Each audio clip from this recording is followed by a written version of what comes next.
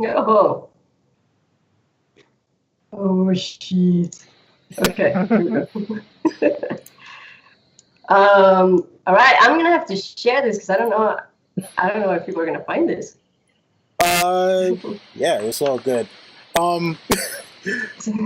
Whatever are people here yet? Or they're gonna be looking like, all right, this is kind of crazy. What is going on? Just tweet it out and Patreon it out. And oh yeah, Patreon. I always forget.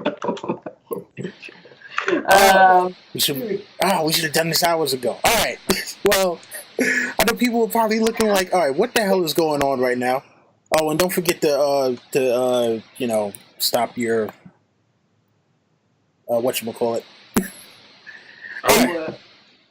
The sound from you. Are we YouTube. live? Yes, we are live. Finale. Yeah. Yeah, so you guys got to see that Val is a live stream new, but she's learning. Yeah. Does it still say the same thing? Because I set it up to say that and post it on Twitter automatically, and I forgot to change that. I don't know. I just understand that, Val. All right, so listen, I don't know if everyone can see us on both channels right now, but they can. Huh? They can. All right. Well, anyway, look, Valamogolis, everybody.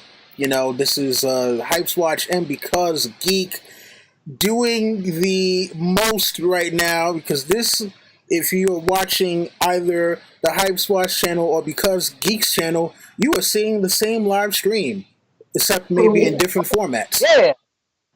So, I know people might be on because Geek's channel, like, who the hell are these people right now? My name is Don Willie, and with me I have a few friends, and it's kind of crazy because people are in my live chat right now telling me to take down the damn Mockingbird banner. We will get to that, but first, let's go around the horn. Let's go around the horn and talk to everybody real quick and have everyone introduce themselves. First up, Tinker Jasso. Hello everyone, I'm very excited to talk about this last episode, but I have to warn you guys that my internet has not been going great. So if you kind of lose me, it's because of that. Friendly warning. All right, it's all good. Yeah, the man, the myth, the legend, James Bushell. Hello everyone, I'm JBTV, and I am happy that, it's the first time we've seen Jaime Lannister since Season 3. I'm glad we got him back. It's been a long time coming. All right, the ladies' man himself, Sir LT Giles. I just want to say right now that I'm so happy right now. I got today off. I put it in. I requested it off. And the last 6 weeks, I've had to go to work being really tired. And I'm in heaven right now because we got because Geek right here, doing a simulcast. And Val, I just want to thank you. And of course, our resident show realist, Jerry the Targaryen Steamboat. Steamboat here, and I'm ready to let off some steam. And a special guest who thankfully helped us put this all together, Val, the lady from Because Geek. Talk to the people. Hey everyone, how you all doing? Oh my god. Okay, so yes, Val from Because Geek, another Game of Thrones channel, and I'm streaming with the Hypes Watch, doing a simulcast for the first time. This is really exciting. It's kind of weird, but I like it. Yeah, and hopefully people are not currently cursing us out on Val's channel right now, because that would be kind of crazy. All right, so they might soon. All right, so the episode starts off in King's Landing, where we get the gathering of all of the armies that are available. Bran, for some reason, decides to talk to Jaime about Cox and the Cockless.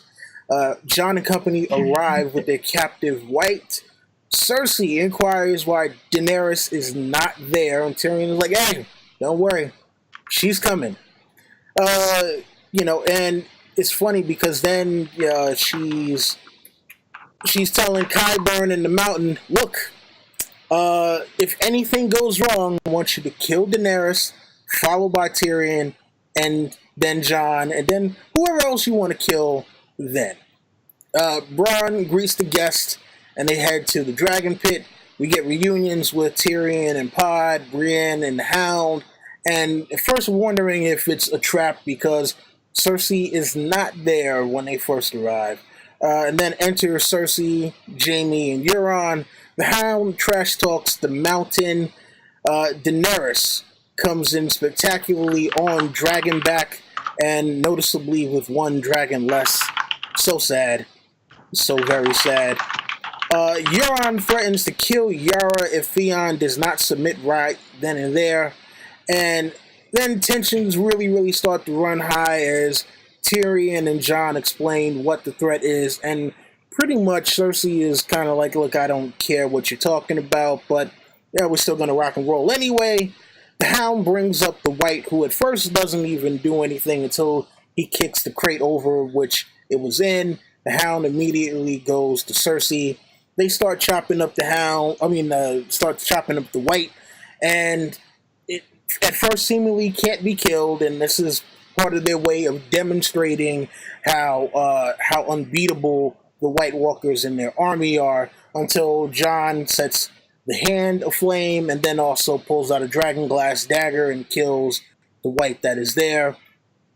And at this point, Euron is like, you know what, yeah, fuck this, I'm out. Which was actually kind of surprising from Mr. King of the Iron Islands and best captain on 14 seas. Cersei says that she will accept the truce between the three kingdoms if Jon pledges to stay out of the battle between herself and Daenerys once the war is over. Jon says he cannot accept the truce because he has already pledged to bend the knee to Daenerys. At which point Cersei is like, all right, fine, and no deal, and goes back to the Red Keep. Tyrion decides he wants to go meet with Cersei alone to try to talk some reason into her. Tyrion is escorted there by Darth Mountain, and Cersei and Tyrion have their nice little back and forth, in which Cersei is like, look, I should kill you. Tyrion is like, fine, then go ahead and kill me, but then she relents. Tyrion figures out from the way that Cersei is talking that she is actually pregnant. Back at the Dragon Pit, Dany and Jon decide to do some more flirting because, you know, why not flirt in the middle of a war? Cersei comes back and says that she will pledge the Crown's forces to the war effort. So that was the longest scene that we had. That was the longest scene that we had in the episode, and wow, I'd like to get everyone's thoughts on that, starting with Val. On the whole episode? Like No, at the beginning, the whole Dragon Pit thing, the parlay. Okay, well, first of all, I felt the suspense the entire time. I kept expecting something to happen. I kept expecting Cersei to, lay her traps and do something. But of course, since the last episode, I got used to that feeling, and I was kind of expecting that nothing to happen at the same time. Because of the last episode, it was the same thing. Like they make you feel something, and then they just don't deliver on that.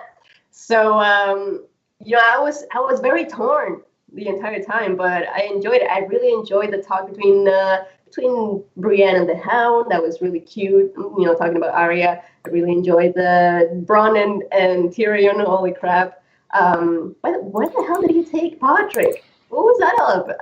That looked so suspicious. Yeah, but it's just, I don't know. Everyone was like looking at them like, what's going on?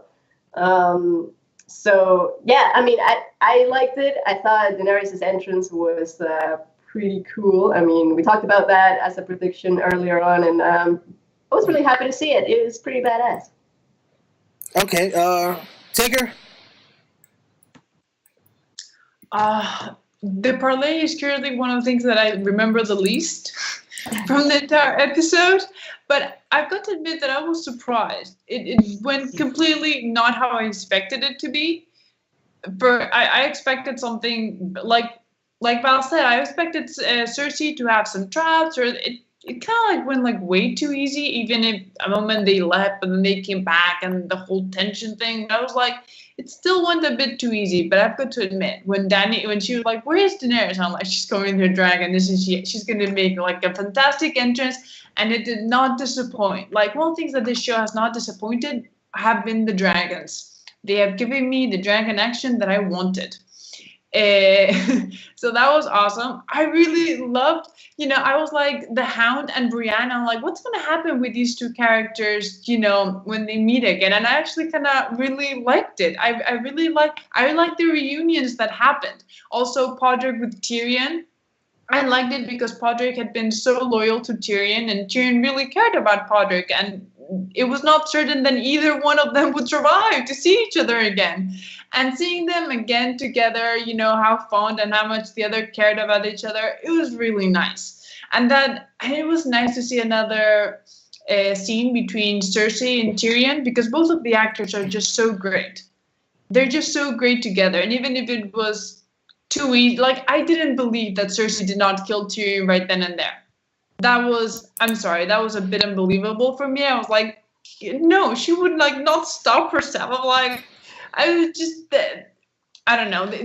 You also have to take into account that they've kind of changed her character a bit. But even Cersei, like 3 episodes ago, would have killed Tyrion without a doubt. But I was like, I'll let it pass. I'll let it pass, because she was really freaked out by the White, and oh my god, I loved how it like jumped towards her, and the Hound had to like get the chain backwards so it wouldn't like in her face. So I was like, okay, I'll give to them that Cersei was really freaked the hell out, but I liked it. I enjoyed it. It was not what I expected, so at least I like that. It wasn't expected. Okay, James. All right, so my first question came in the form of like, I always kind of thought that the Night's King was like this uber warg, and he was warging all of the whites, and that's why, that's the reason why they were coming back. But that can't be the case, because why would the Night's King allow them to bring an alive white back down to King's Landing? So they must not be warged, unless we're throwing logic out of the window, which could be possible. But because if they were really warged, he would just drop the warg on that particular white. It's dead. It's gone. That being said, does Jon know Arya's alive? Because if not, why didn't Brienne tell, I guess, Jon that Arya was alive? She knows that Arya's alive. I kind of wish that she would have told him that when she was telling the Hound instead. But I did enjoy their interaction. I don't know if anyone can confirm if Jon, because I can't remember if Jon knows that Arya is actually alive. But that's something I think Brienne should have told him. Jon knows. In the last letter that arrived, it appeared that Arya was alive. Okay. So he knows. Okay, I suppose. Yeah, I don't remember that, but I will take your word for it. Brienne, I did enjoy Bran and Hound scene. It was a good callback. It shows that the Hound has evolved. He did say like his stuff, but he wasn't pissed about it because he's let his past go, and they were talking about how it revolved around Arya. So I guess, and I know that I think we've talked about this in the past, but I guess Dragonglass kills whites. I guess it is what it is. I'll let it slide at this point. And then with the whole, I actually really enjoyed the Tyrion and Cersei scene, and I would say that the reason why Cersei didn't kill Tyrion is because she obviously went with. We'll talk about it later, obviously, with what happened with Jaime. But she couldn't kill him then because she needs to commit fully to, feigning this alliance or whatever. So that's the reason why I think that she didn't kill Tyrion in that scene. Good point. Yeah, because she needed them to show that they're having this alliance. Well, I would say quickly, sorry to interrupt you, just really quick. What I thought was that maybe she was scared that, like, Daenerys would just burn them for killing Tyrion or something because he had that protection, I guess. But your point makes sense too. Yeah. But yeah, that whole part was cool. I enjoyed it. I didn't think it was terrible. I thought it was fine. I actually did think that Euron was actually at that point. I actually legitimately thought he was leaving, but obviously we find out later that that's not the case. But there was obviously I had little gripes here and there, but. At this point, it is what it is. So that's pretty much what I have to say about that first scene. right, LT. Nostalgic. I mean, to get all these characters in one place that we never thought would be in one place was epic. Now, I must say I'm very disappointed with Cersei's reaction. I expected a more, I don't know what the word is, but I just expected her reaction to be more, because Lena Headey's expressions are great, and I don't feel like her expression was great when she saw the white. I feel like it was just okay. Um, yeah, the Brienne and Hound was awesome, and I mean, come on, Daenerys coming down in the dragon pit, was epic. And it's funny because Tony Teflon mentioned how when the dragons, it reminds him of Skyrim, and I'm like, yeah, it totally reminds me of Skyrim. Um, and then it's crazy to see Cersei admit that Tyrion didn't kill Joffrey. That really got me and made me feel like, see, you were wrong. You were wrong. All this time, you were wrong. And it's like, but you killed Father. But you know what, Father, he was gonna kill me. And it's like Tyrion defended himself. And it's like I didn't believe for a second that the Mountain was gonna kill Tyrion. That would have been fucking crazy. I mean, and then we'll find out later there was another scene involving the mountain. But anyways, first scene was pretty good. I'm not gonna say great, but pretty good. And for those of you who are watching on Because Geeks channel, please, please, please do not come and bash the shit out of us for this next man's opinion. Jerry. Thanks. Don't take Jerry seriously. All right, so first thing, we got Bran jokes. He's joking about the Unsullied. Man, he really takes an elite army pretty lightly. I mean, yeah, they got no wanks, but they could kick the shit out of Book Bran. Maybe Show Bran might have some moves, but anyone could kick the shit out of him. And let's see, damn, Dany, I guess she's down to only 5 ships. Euron's really fucking put a finger in that bum on there. Wow. What's up with the Hound? Why does he like messing with the white so much? He's always throwing rocks. He's poking at it. He's just like, do something. Because he's a dog, Jerry. Yeah, I guess so. Yeah, there you go. He's a dog. There you go. Fits his name. How about that? Man, I mean, before the Hound and Brienne looked all chummy, man, they were giving each other some ugly looks. I mean, I'm assuming it was because the Hound is probably mad that Brienne's getting all this undeserved credit about beating him, and he's like, "You're just a criminal." Look at me like, but then they're all chummy after that when they talk about Arya, which is actually kind of decent. And I don't get Bronn. What the hell is going on here? He's like, they offered him to switch to the superior side, like the side with strength, and it would be seemed pretty obvious move for a sellsword. I mean, you saw Brown Red Plum do that all the time. But for some reason, now in the show, he's like a Cersei company man. He's like, no, the Lannisters. That's where it's at. Lannister. Through and through. And let's see, the Dragon Pit. The Dragon Pit looked all right. I mean, I knew they weren't going to make what the Dragon Pit actually looked like, but this was close enough. It was a little small. I mean, I thought Drogon was almost as big as the Dragon Pit himself. Whatever.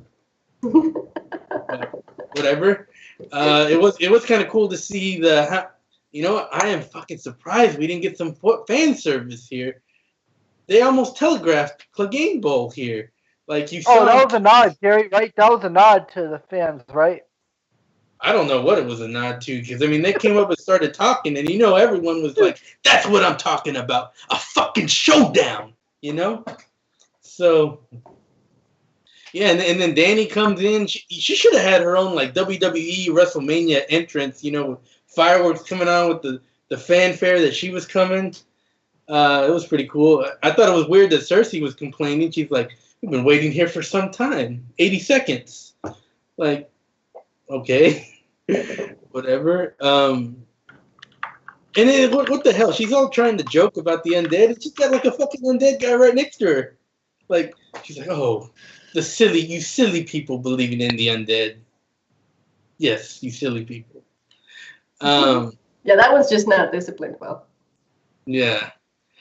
So yeah, dragon glass kills the white. I actually don't have a problem with that. Yes, the dragon glass does break every time they try and stab whites in the books, but I think that's more because it hits their armor. If it would actually hit their skin, I think it probably would kill them, in my opinion. But we'll see. Because in the books, the whites are generally, they're generally converted North Night's Watch guys, so they're wearing armor. So I think that's why it breaks in the books. Although, what the hell? They're saying that Jon, they asked Euron's like, can they swim? Jon's like, no. I'm like, well, they can't swim. How the fuck did they get Viserion out? How did that happen? I mean, well, they didn't know about miraculously Viserion. appeared. No, they sink. They sink. They get yeah. Yeah, like, come on, guys. You're not only you're going beyond. You're contradicting yourself from the last episode. Like, and this is just the first scene of the next episode. Like, come on. Oh, whatever. But yeah, here's the thing I don't get about Jon. I don't mind that he kept, his word. That's actually a good thing. What I don't get is why he didn't ask Daenerys. Like, if Daenerys is his boss, why didn't he just defer to her? Like, I'm going to fight for you. If you want me out, you have to say it. And I don't get why Daenerys is like, no, we'll just sit him out for this one. Okay. No, Jon, you sit out. And then you make the deal. I don't know why anyone didn't think about that. Like, it's like they don't understand negotiations, which makes me understand. Because she wouldn't have believed Dany. She was asking Jon because she recognized him as the son of Ned Stark. Well, she that's thought fine. that Ned Stark was stupidly honorable. But if Dany says get out, and Jon's like, okay, my queen says I'm going to stand down, I'm going to stand down. There's his word. Boom, you're done. Yeah, but then Dany would have said, you're back. He would have come back. Well, it's because break the word. It's because they Cersei needed says tension. that she doesn't trust Dany. That's a weak excuse. Weak. You know how the show watchers work. They need tension. That's why. Yeah, Oh, yeah, my we God. know that.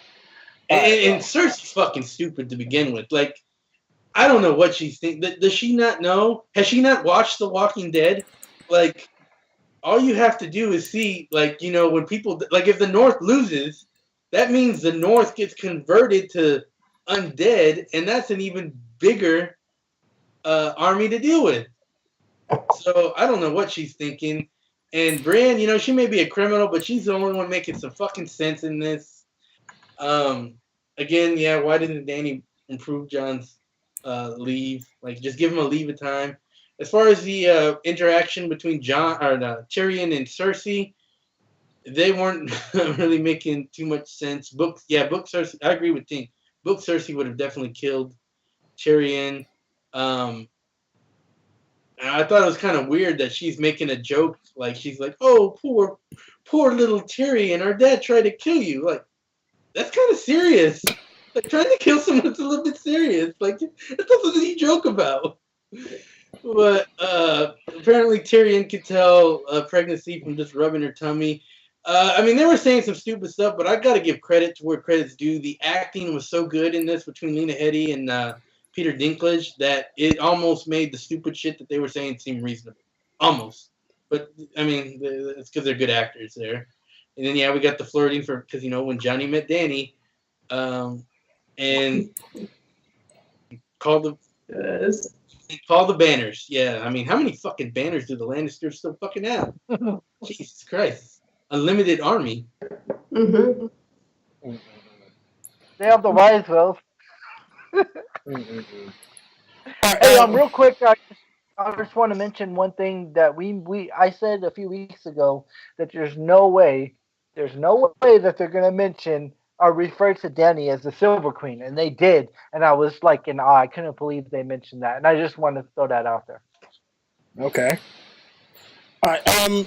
Listen, since most of the other scenes were pretty short, did we want to group these kind of by region, or just go scene by scene?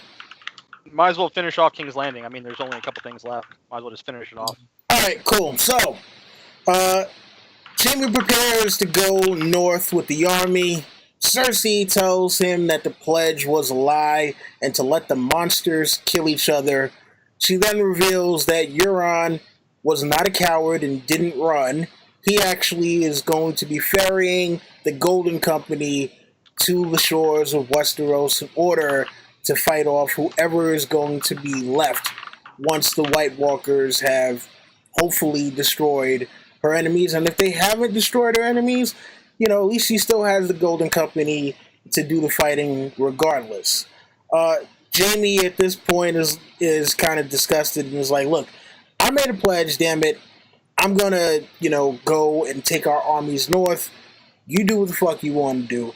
And at this point, Cersei, basically threatens to kill him. Jaime doesn't believe it. He walks off.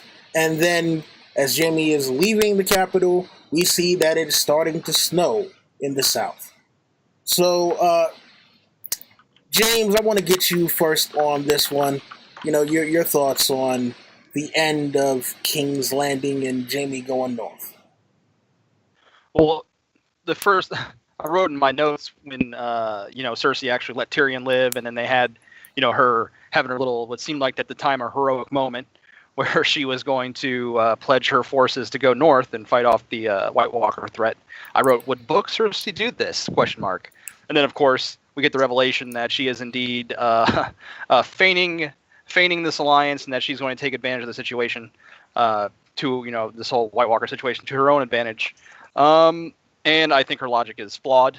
I think it's dumb, but that is actually kind of true to Cersei's character. I will say that Cersei is kind of dumb sometimes with her logic. So I think they at least went with that. So the Golden Company, they don't have any means of getting themselves a King's Landing, this great sellsword company. I don't know. I guess they don't have the means of getting themselves a King's Landing. They need Euron to ferry them across the narrow sea. But no, to me, the Jaime and Cersei scene was actually my favorite scene of this episode. Because one, I do like Jaime Lannister. He's probably like one of my top third or fourth favorite character in the series. And it's good to see him actually not be destroyed like he has been up to this point since season 3, pretty much. At season 4 to right now, his character I thought has been destroyed for the most part, and it's good to finally see him. I believe this is a final separation because he had a look of shock when Cersei was actually threatening to have him killed, and I forget the exact line he said, but it pretty much said that this is over. I can't believe you're doing this, or something along those lines. And along with the music, I thought was perfect in that situation. Of course, one thing you can't fault Game of Thrones on is the music. Ramin Djawadi has always done great with the music. And I just thought that there was a great dramatic scene between him and Cersei, and I'm happy to see Jaime roll out, call Cersei's bluff, bounced out without any any problems. I guess that is kind of a logical issue. Maybe he was able just to bounce out, but maybe that's just the love that Cersei and her has for him, and maybe she just wouldn't cross that line. But I hope to see some cool stuff with Jaime going to the north. I imagine he's going to be teaming up with his brother once again, and I enjoyed those scenes. All right, Sir LT. You would call on me, wouldn't you, Willie? Now, give me 1 second. I'm walking outside because my roommates are in the living room where I don't want them to hear about the episode. I personally,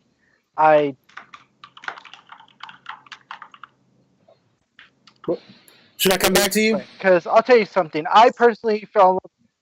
No, I'm good. Can you guys hear me? Yes. Oh, okay. I personally have liked the Jaime Lannister character ever since he saved Bran in the bear pit, and I'm happy that, Jaime sees that Cersei is mad, dude. She's full of shit. And it's like, she doesn't see the situation. I told Don the Kraken Wit when I met him almost 4 years ago that when the end of the winds of winter start, whoever sits on the Iron Throne don't mean shit. Doesn't mean shit. Because you know what? They need to defend Westeros from the others. And Jaime, and it's like, it's too bad that Cersei wants to feel this way, because you know what? Over. I'm done. It's all over. Okay. Not sure if it was just me, but LT went a little robot No, on my LT end. was breaking up. All right. Yeah. So, but hopefully we'll be able to hear him for the rest of this. Val, your thoughts on the Jaime and Cersei debacle? Well, first of all, yes, okay, D&D, you got me with the fucking the mountain about to kill Jaime. I was freaking out. I could totally see it happen. I was like, oh my god, they're actually gonna do it. They're actually gonna kill a major character. They're actually gonna go there, and then they didn't. But did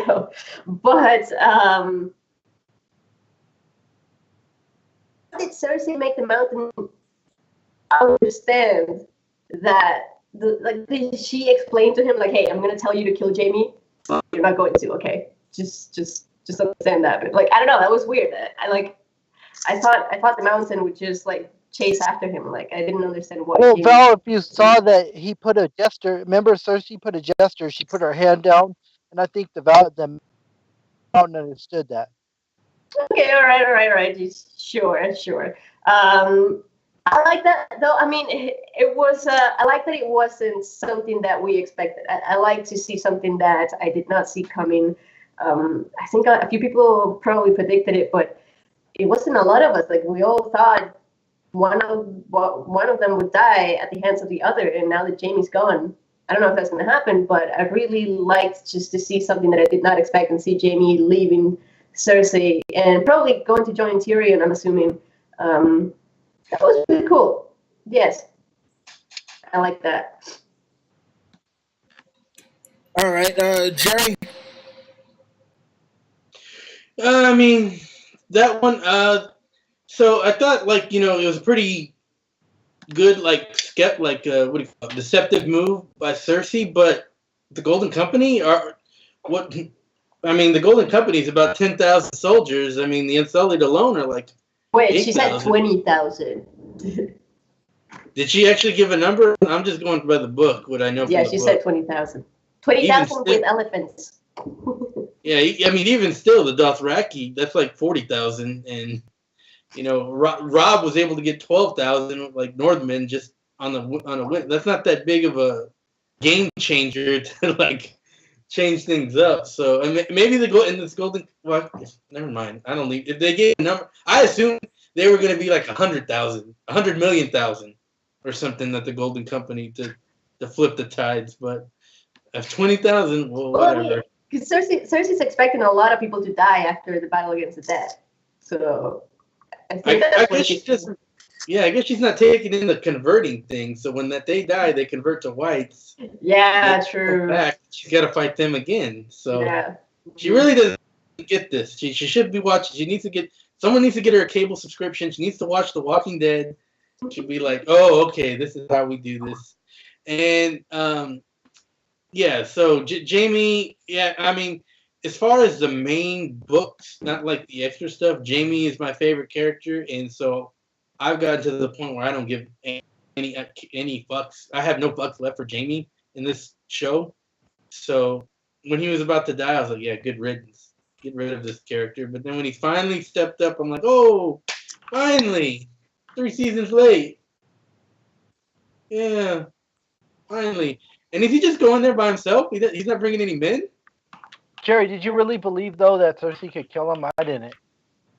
I don't know. She's kind of crazy. I mean... I believed it. She's in the book. She's crazy enough to kill him. So I never know when that they're gonna take a plot point from the book and just ham-fist it into the show. So you never know. That's really all I have to say about that. It would have been nice if we got some men to go with them. But I mean, I think the implication is I was thinking that the implication was that he actually did take some men with him. We just, didn't get to see it on screen. He's a one-man. He's a one-man, one-hand army.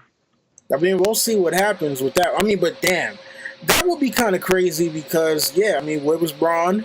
Bran has been his right hand for this time, and yeah, it's just kind of crazy for him to ride off on his own. And did anyone notice he actually did not have on any Lannister paraphernalia at all? Yeah, he had some Yeah. like leathers. That's it. Yeah, he He didn't looked have. really good. He didn't Yeah. have armor. He just had He leather. had. Remember, he had Lannister armor on the beginning episode, and I was like, he must have cleaned it really good because it looked clean. It didn't even look like armor. It looked like boiled leather or something. No, I'm talking about before. Like, when, he had that same armor on, and he must have got it really cleaned, really good because it looked like shiny or whatever. Well, he Yeah, got it clean he went in the when he river. went into the river. Yeah, In the there lake. you go. Yeah, in the lake. Yes. All right, Yes, but I thought and he looked amazing with his new clothes. Like he looked so badass, like a rogue type of guy. I like it. Tinker, your thoughts on the Cersei and Jaime thing? This is a bit embarrassing to admit, but that is the only scenes that I completely missed.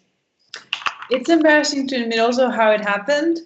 As you probably know, I'm a huge hater of Littlefinger, and when I saw his death on screen, which happens just before that scene, I got so excited that I accidentally logged off, and it took me time to log in, this and that. It would not go, and the internet was not working. And by the time that I managed to log in, I just saw Jaime Lannister riding off, and I'm like, shit, what did I miss? You should rewatch it. It was a good scene. Listen, you know what? That's what you get for, wanting the Mockingbird dead so damn bad. All right? That's what you get. Now you got to go back and rewatch. It's very embarrassing to admit, but it's just, I haven't seen it. I got so excited. I'm like, yeah, and so I clicked up. I'm like, what happened? Where is it? I tried to log in, and it wouldn't load, and it wouldn't this, and it would that, and I completely missed it. Oh man. All right, well, I guess we're moving on to the next topic. All right, so we'll go to one of the shorter scenes that doesn't have anything else to it, and that is Dragonstone. Dany and Jon make plans to sail north. Theon speaks to Jon about always wanting to do the right thing and being conflicted as to whether he was a Greyjoy or a Stark. Theon then tries to convince the other Ironborn that are left that, you know what, we gotta go save Yara. And first he is catching an ass beating until he figures out that sometimes having no balls actually comes in handy, especially when someone is trying to knee you in them repeatedly. And we catch that glimpse of him in the trailer kind of collapsing on the beach, to which it looked at first, like out of context, it looks like he was crying or something, but no, he was just washing the blood off his face. So, man, having no balls comes in handy when it comes to that kind of fighting, but I don't ever want to know what that's like. LT, we're going to start off with you. Yeah, it's crazy because I thought that, maybe Ramsay just took his cock, but he took his balls too, because I'll tell you from experience, I was kneading the balls one time by a girl, and I'll tell you completely, I was completely innocent. The girl thought I cheated on her, and she kneed me in the balls, and that shit fucking hurt.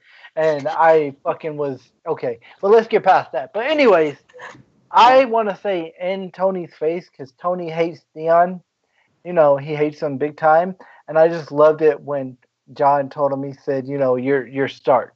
You know what I'm saying? That just was a sentimental thing right there.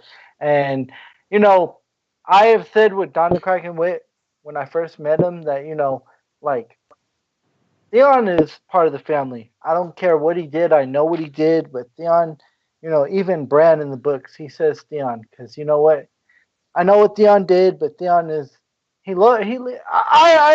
got the thing that Theon grew up with them and he loves them. Regardless. Okay. But, I'm just happy because you know what? I think next season we'll see Theon save Yara or whatever. And whatever, it is what it is. And I thought it was a great scene. So, next person up. All right, next up we have Jerry. All right. So I thought, look, going back to the talk about whether to sail together, I thought that was the right decision. Look united. Between Danny and Jon, that easy decision. I don't know what the fuck Jorah was thinking. He's like, "Come on, your dragon." I'm like, "What, idiot?" Anyways, so this whole Theon thing. This was actually This is probably the best stuff of the whole episode. Actually, this is some mostly good stuff. Jon, as stupid as he sometimes comes off with, and he made mention of some of the dumb things he's done. I like how they said, "Yeah, I'm dumb, but I'm not Theon dumb." I thought that was good. I thought, Jon mostly made much sense. The only thing he really kind of left out was when, Theon was in a real tough situation. It doesn't make what he did was right. But when he was put in a situation where you could not be both Stark and Greyjoy, as they were diametrically opposite at that time. So, I mean, they could have done a little bit better acknowledging that. Maybe he said, "I forgive you," because you couldn't be Stark. All you wanted to be was Stark and Greyjoy. And you couldn't be there, but now you can be, so now, maybe something like that. That fight, I get it. It was all symbolism. It thematically makes sense. It was pretty good. But goddamn, was it cheesy as hell. That thing. And not only did they do 2 knees to the ball, they did multiple ones. They only really needed to do 1. Come on. But yeah, I mean, other than that, I really liked, at least thematically, where they were taking Theon. It could have been a little bit better, but I thought it was good.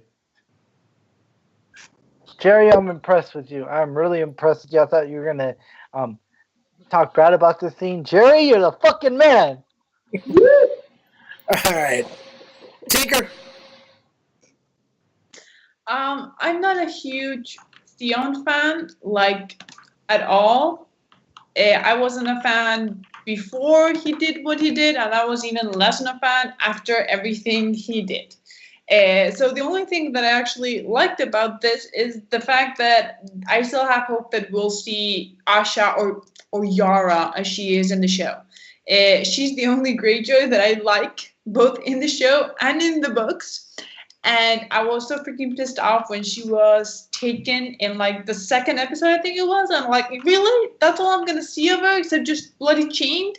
I was not pleased. So I was, this, and he bloody owes her. Come on, she came to rescue him, as he mentioned.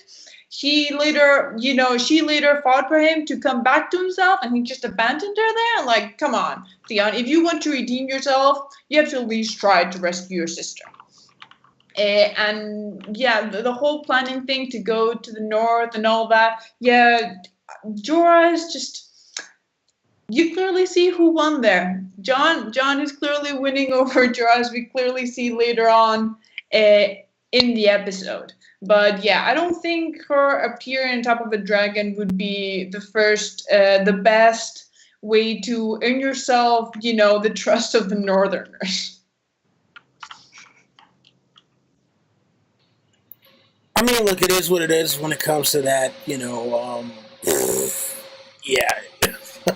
Val? Okay, well, first of all, I want to give Abraham, or Abraham.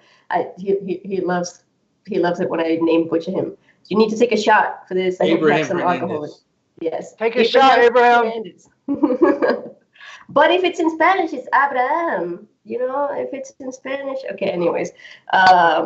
So, okay, what did I think about the Theon scene? Theon and Jon? Is that what we're talking about? Well, the whole Theon sequence. And then I guess also the little debate that they had. Yeah, everything on Dragonstone. Oh, yeah, okay. Okay, so first of all, for Theon, you guys already said a lot of the things that I was thinking about. The one parallel I noticed was that Jon was telling him, how he can be a Greyjoy and a Stark at the same time. And it just made me think of how Jon himself is 2 separate things, because we keep asking ourselves, what should we call Jon? Is he a Targaryen or a Stark? And it was kind of funny to see that him telling Theon that when Jon himself can be both the 2 things too. He can be a Targaryen and a Stark, I saw it as a bit of a nod to the fans as well. And it was really satisfying to see Jon finally forgiven Theon for what he did.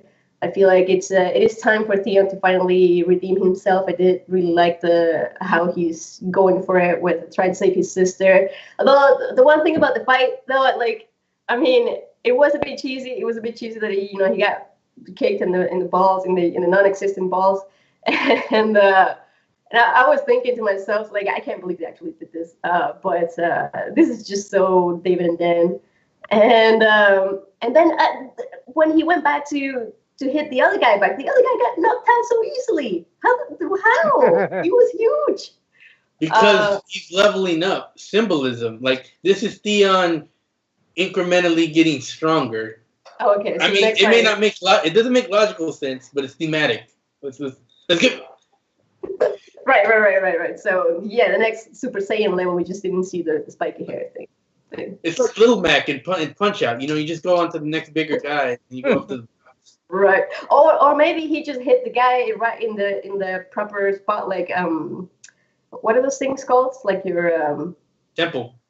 Not your temple, but like you've got some like points that if you just touch it, like pressure points. Yeah, like a pressure point or something. I don't know. I was trying to find an explanation for it, but yeah. So I mean, it was okay. I wasn't extremely happy with that scene, but I'm happy for Theon, and I again they keep bringing up the fact that Dany can get a freaking arrow or a crossbow thing through her chest. Like, it has been the most repeated line in the entire season, and I keep saying that it's foreshadowing something. I don't know. I mean, is Dany gonna really get stabbed in the chest at one point? I mean, they just keep bringing it up, and I can't. I know, Nisa, right? Okay, I know. And then why just don't they give her armor? Because then she can't wear the dresses. Oh, right. I mean, yeah, I don't know. They could figure out some technology to add some like Valyrian steel into her dresses. That'd be cool. But anyways, magic. No, the other thing that I wanted to say was that I don't think, you know what? I have very little hope that David and Dan know about the Nisa thing. I think that if Dany is supposed to sacrifice herself or get stabbed in the chest, that's something that if it's supposed to be a big thing in the end in the books, that's something that George R.R. Martin would have communicated to David and Dan. And they don't necessarily have to know about Nisa as long as George R.R. Martin told them, hey, it's important that Dany gets stabbed in the chest in the end of this whole thing. So exactly. Agree 100%. Yeah, so that's why they would do it. I like a connection that one of my subscribers did between Nisa and Misa. He was like, Dany's called Misa. It has been called Nisa, and then it's kind of close, but it's kind of cool. But yeah, other than that, I'm excited to see Dany in the North next season, and I think she's gonna get along great with Arya. Yeah, I think that's it. I think that's all I have to say. Sir James. Yeah, Mr. James Michelle. Yeah, the thing with Nisa, it definitely won't be outwardly said that it's Nisa because the show has nixed so much prophecy that definitely won't be the case. That being said, yeah, the Jorah suggesting that Dany goes to White Harbor on a dragon by herself was pretty stupid, and I could maybe excuse it if it wasn't made by a northerner, but Jorah Mormont's a fucking northerner. He should know better, especially, only right now, only Sansa, we haven't seen her spread the word that Jon was coming with Dany up north. They know that information, but they haven't spread that as far as my knowledge. So if Wyman Manderley in White Harbor sees Dany without his king and she's rolling up on a dragon into White Harbor, he's gonna think, oh, she's conquering. So that was a pretty dumb plan by Jorah. I think we can all agree on that. To be fair, Wyman Manderley kind of looked like a bitch to Lyanna Mormont. I mean, imagine with Cersei and the dragon, he might shit his pants. Well, yeah, I know it was still kind of dumb, but the whole Jon and Theon thing. Okay, so I'm actually on the other spectrum when it comes to Theon. I actually like Theon, and it's because I put myself in his shoes, and it's a hard situation to be in because you don't know what it's hard to understand what's going through his mind when you're in a situation where you're loyal to one family, but your actual family is on the other side. Yeah, what he did was shitty. But I can, I guess, empathize with the character, and I definitely sympathize with what he went through afterwards. And remember, he confessed. So we know that he's not bullshitting. He confessed to Ramsay at the time. He didn't know it was Ramsay, that he regretted all of the things he did on the show. So we know that he's regretful for what he did. So I sympathize with him, especially the things he went through. And it's good to see, it's a natural arc when you have such a fall from grace. You definitely need a redemption, and we're in the midst of that, and it's good to see. I did write in my notes, I guess Ramsay took the beans along with the Frank, because I did not know that was the case. I thought maybe just the Frank was gone, but apparently the beans are too. So he is completely gelded, and it is what it is. And the fight was kind of cheesy, but it was still good to see him get some redemption, man up, and take that guy out, even though he was nameless Ironborn man number 4. But it would be cool if he was someone special. But it would be cool if he was Conor McGregor, because they did say Conor McGregor was supposed to do a cameo. Yeah, I heard that too. And Theon's face was hilarious when he got kneed in the nuts, and he was like, "Nothing's happening." Well, here's the thing: they couldn't use Conor McGregor because McGregor already got whooped by Mayweather, so. Well, it would have worked out then. It would have made sense. They should have brought Mayweather, and then Theon should have beat him. That would have been better. Fuck that guy. Fuck that guy. All right. So I guess we are done with Theon and all the stuff on Dragonstone. Mm-hmm. One thing I forgot to say is I do wish they really should have expanded the season. Like I said before with. High Garden and Cashley Rock Take, that could have been a whole episode, but they also needed more episodes they could have had more of Theon, because this is really the first thing we've seen from him aside from episode 2 of jumping off the ship. This is really it. This is all of his scenes encompassed in this one spot here, and definitely needed more Jon and Dany romance building, in my opinion. So I felt like they could have actually done a 10-episode season and not feel like there was a lot of filler, because there was things they needed to do, but they're moving at such a fast pace that it is what it is. True indeed. And, speaking of things that kind of moved at a fast pace, let's take it to Winterfell. So, first thing we get at Winterfell is Littlefinger proposing that Sansa try to become queen in the North after they get the letter from Jon that he is going to pledge fealty to Daenerys. Also, he kind of tries to suggest, in a not-so-subtle way, that Arya wants to kill Sansa in order to become the Lady of Winterfell. After this, we get a scene of Sansa and Bran sitting in the Great Hall as Arya is summoned there, and Peter Baelish is exposed. Bran finally speaks up and talks about how he betrayed Ned, as the tears are rolling down Sansa's face. And she also talks about how he killed Lysa Arryn, how he sent the letter that started the war, and that the dagger was his. And finally, at the end of it, Arya slits Peter Baelish's throat, and the Mockingbird is dead.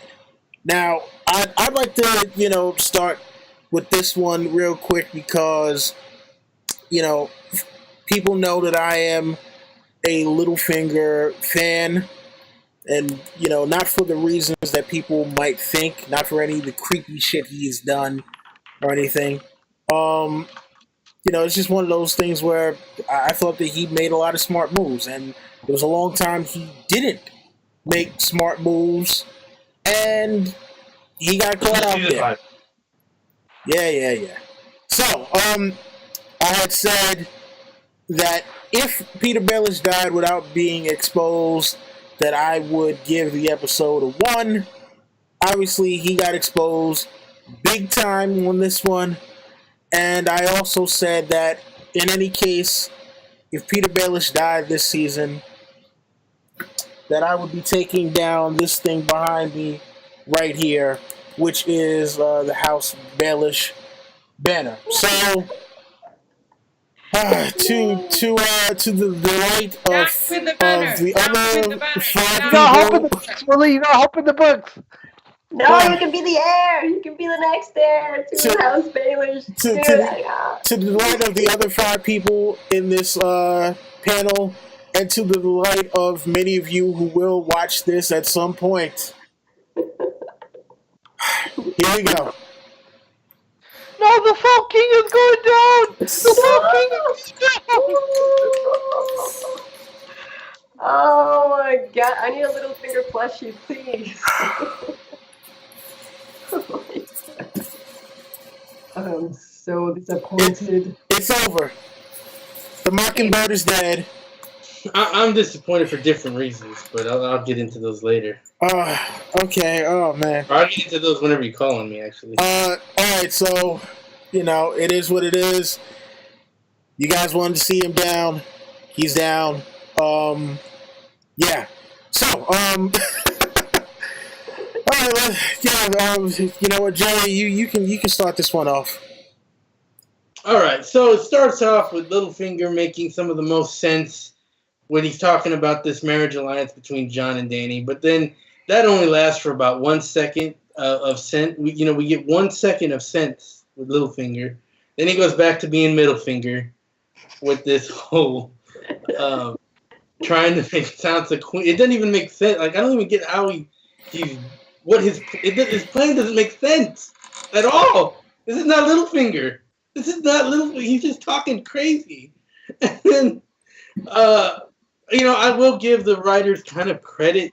That was kind of cool how he was kind of leading Sansa on, like, deductively, in a way. But I mean, too bad Sophie Turner's acting didn't really match the level there. But whatever.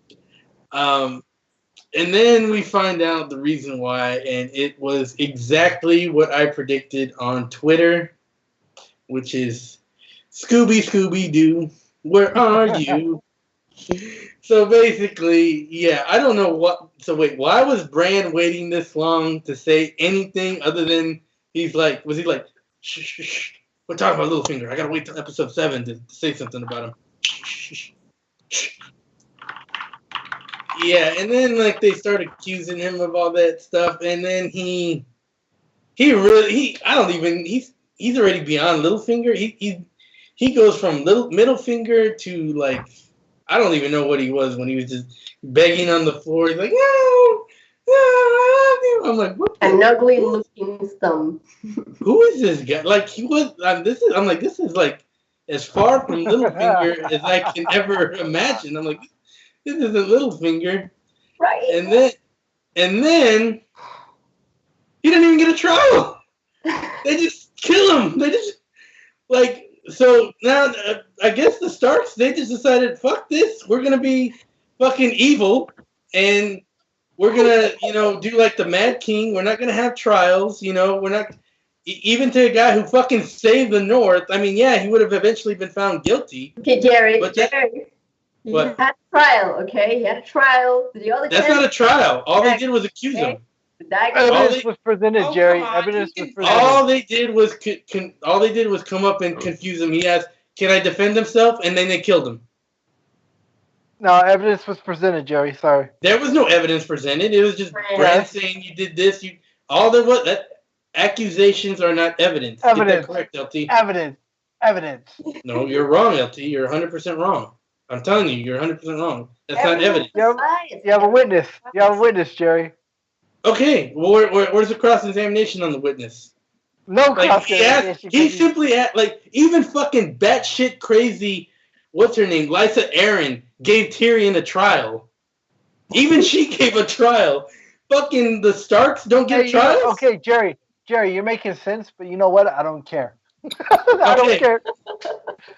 I mean, it's cool that you don't care that the Starks are evil now, but I guess the Starks are evil. But Sansa, the one who was passing the sentence, she was the one who knew what Littlefinger had done.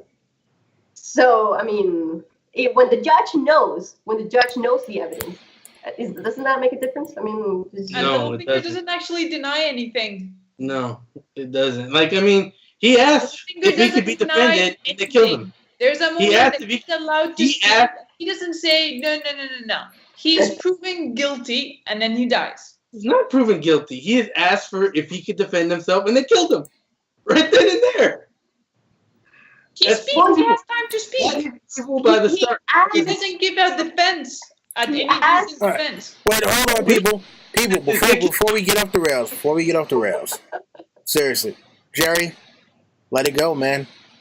Let it go. It's not gonna. You protesting is not going to change the outcome, and it is not going to change the minds of the people who want Baelish to die anyway. So, let it go. But it makes the Starks evil. It makes them on the level of the Mad King. What they did. That's what the Mad King. Jerry, blah. Just real quickly. You just don't like that he died that way. Hold on, James has something important he needs to say. So I will say, he did admit to killing Liza Aaron. He did. He did admit that. He tried to say he had an explanation, and he's like, "Let me defend myself," and they killed him. I'm just saying he did admit that, and that may be plausible. I don't know. That may be enough. You can. He didn't. He wasn't given a chance to defend himself. I mean, we all know he would have found guilty, but the fact that that law doesn't exist now in the North makes them evil. Starks are evil. No, they knew the whole truth. And he didn't have the time. He doesn't give any reasonable defense. And they didn't kill him. He admitted to killing Liza Aaron. You cannot say he didn't have a reasonable defense because he asked for a defense and they killed him. This is why James is showing it. They don't kill him instantly. They don't cut this throat before he gets to speak. He stays there on his knees and he has nothing to say because he has no freaking defense. And then he dies. No. He says, "Can I defend myself?" And then he says, "I did this for that." But he never got a defense. He never got one. You yourself said. He says he gets to speak. That's not a defense. That just saying like because he has no defense. So what? He doesn't have your defense. choice. You're supposed to wait there for hours and days and that's not up and he to gets an anyone. excuse. No, that's not how fucking. That's not how try. That's not how people. That's passing judgment without a Senate. That's fucking. Listen, Jerry, your objection is duly noted, but we can't stay on this point forever. Tinker, you're up. All right. I love this. I hated the entire storyline with Sansa and Arya until this point, and I was like, I hate this. They better kill Baelish in the end, and I will forgive it. I will forgive everything. I will forgive the horrible dialogue. I will forgive the stupid manipulations. I will forgive everything just if they give me Baelish dead. And when she comes in and then they look at Baelish and I knew it was the end. It was the end of Baelish and I was happy and I didn't care, Jerry. I didn't care. They knew he was guilty. He was guilty of sin. They had proof and I don't care. He got it. They said, can I defend himself? He got on his knees and he didn't have shit to say for himself because he's guilty and he deserved to die. And when he died, it was one of the best moments for me in this entire season. I don't think I've enjoyed anything quite so much. And it was wonderful. I hate Littlefinger. I hate Littlefinger with a passion of 1,000 suns. I doubt there's any character in Game of Thrones that I hate as much as he does. I've got to admit the Littlefinger in the show is light compared to the Littlefinger in the books. I understand that he's a great character. I understand that without him there would be no show and no books, but I don't care because I hate him. I hate him. And it was wonderful to watch. It was well so said, fun. Tank. I just want to on the record that Tinker said she does not care that a man was not given a fair trial. I don't know. I'm saying that I don't care how it happened. He had a fair trial. There we go. It's on the record. On the record. Okay. He had a fair trial. He had no excuse. All right, people. Seriously. Let's move along. You two are not going to agree on this point. Tinker's glad that he's dead, and it doesn't matter how. We get it.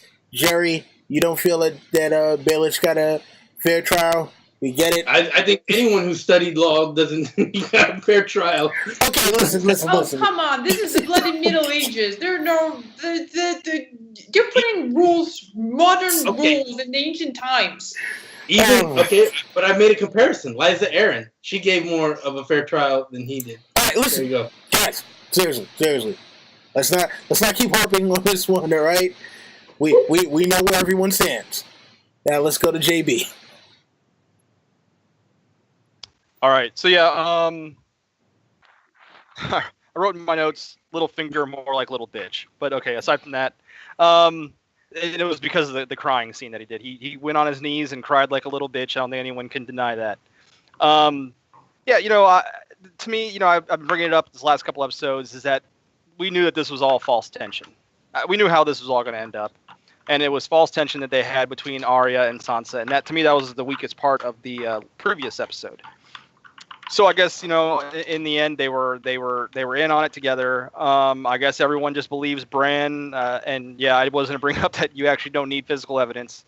But I do recognize the fact that what they're doing, that the reason why there is no trial is due to how quickly that they're trying to move the show. That's the reason why there's no trial.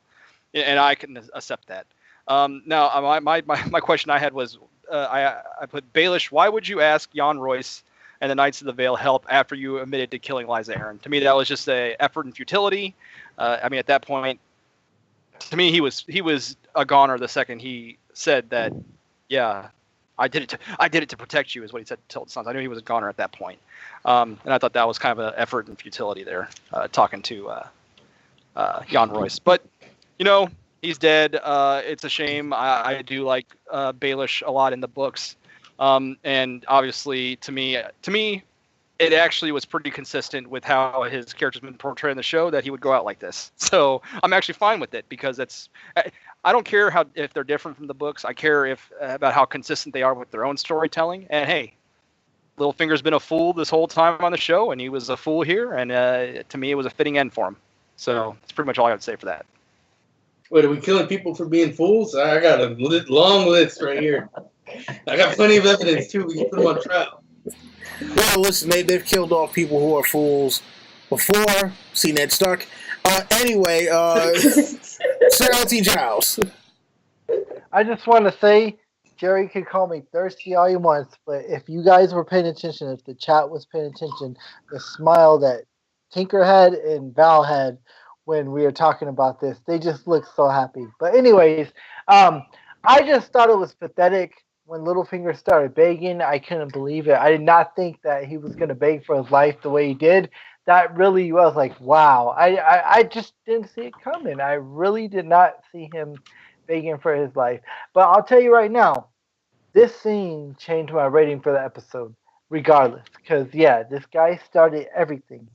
In the books and the show, he started everything. And it's like, you know what? It's long time coming. This guy got what he deserved, and it's glorious and it's beautiful. And yeah, you know what, Jerry, you could say he didn't get a fair trial, but you know what? I don't give a fuck, because we know he's guilty. The motherfucker is guilty, and he got what he deserved. And as the words of great Samuel Jackson, yeah, you're guilty. Or I don't know if I got it right, but and I hope you burn in hell. I like to put in the record, LT also supports evil regimes.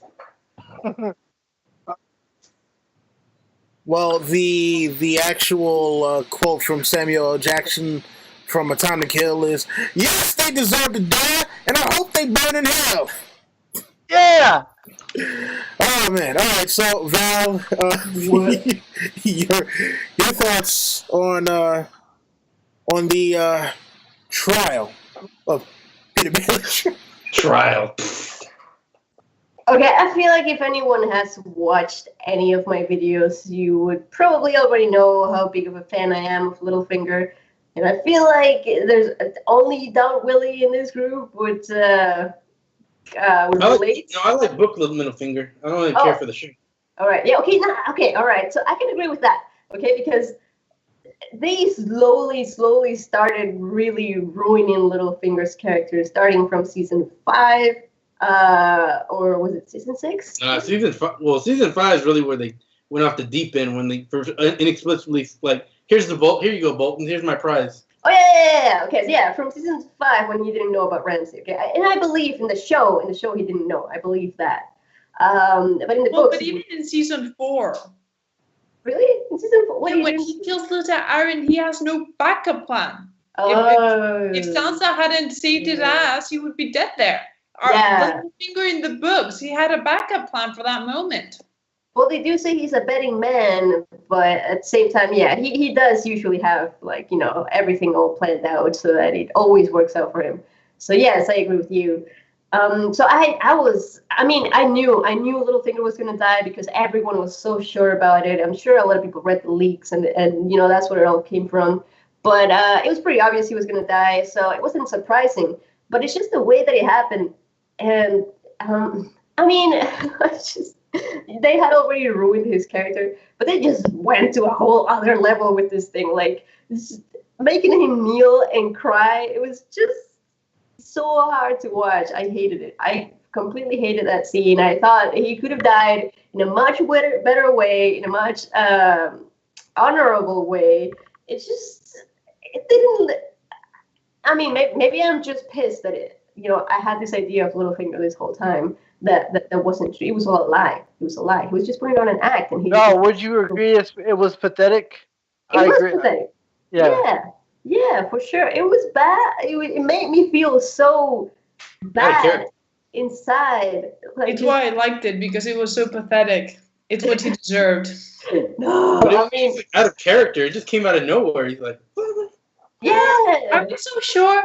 Like Littlefinger, he's very clever, even in the books, and smart and stuff, but he never really gets his hands dirty. Not in that way. He always gets other people to do, and he's always used to being in control. At some moment, even book Littlefinger, suddenly everything goes against him, and something happens that he completely does not see coming, and suddenly sees his death before him. I can imagine him begging. Nope. You know why? Because this is the man who took on Brandon Stark and didn't whine about it. He took his beat. He got his ass whooped. Oh, come on. He's been whining for all bloody 5 books about it. Did he stand up and fight Brandon? I mean, he got his ass kicked. About it. Oh, I got this scar for Brandon Stark. Oh, I have he to learn. He was pissed on the result. Because they cannot fight with their own you need to separate book Littlefinger from show Littlefinger. But the show Littlefinger also fought Brandon Stark as well, and he just took his beating like a man. Like, he didn't. Yeah, but you gotta admit, I don't think. I honestly, the books we only see through other POVs, and we already know that many of the POVs are not reliable. Yeah. It was someone else's POV. It's true. I mean, and even himself, he wouldn't admit to acting like a little girl in front of Brandon, right? So. But I mean, we have multiple POVs that all like they just say he got his ass whooped, and that was it. That's it. No, they never actually say what he says that he tells them. Mm-hmm. Can I interject Stark's something? Not there. Catelyn Stark, I don't think she ever talked, and it's only him left. So we only hear his what he says about what other people has heard about him. They've all mentioned it in detail. They've all mentioned, and none of them have mentioned Littlefinger got on his knees and said, "Brandon, don't kill me." Let me interject something here, and let's end the Littlefinger talk. I just wanted to interject 2 things. If they were actually in cahoots, Arya and Sansa, the whole time, why did we have that scene in the last episode when they're just alone together with the knife and the faces in there? If Littlefinger wasn't there, what was the point of that? I didn't get that they were in cahoots the whole time.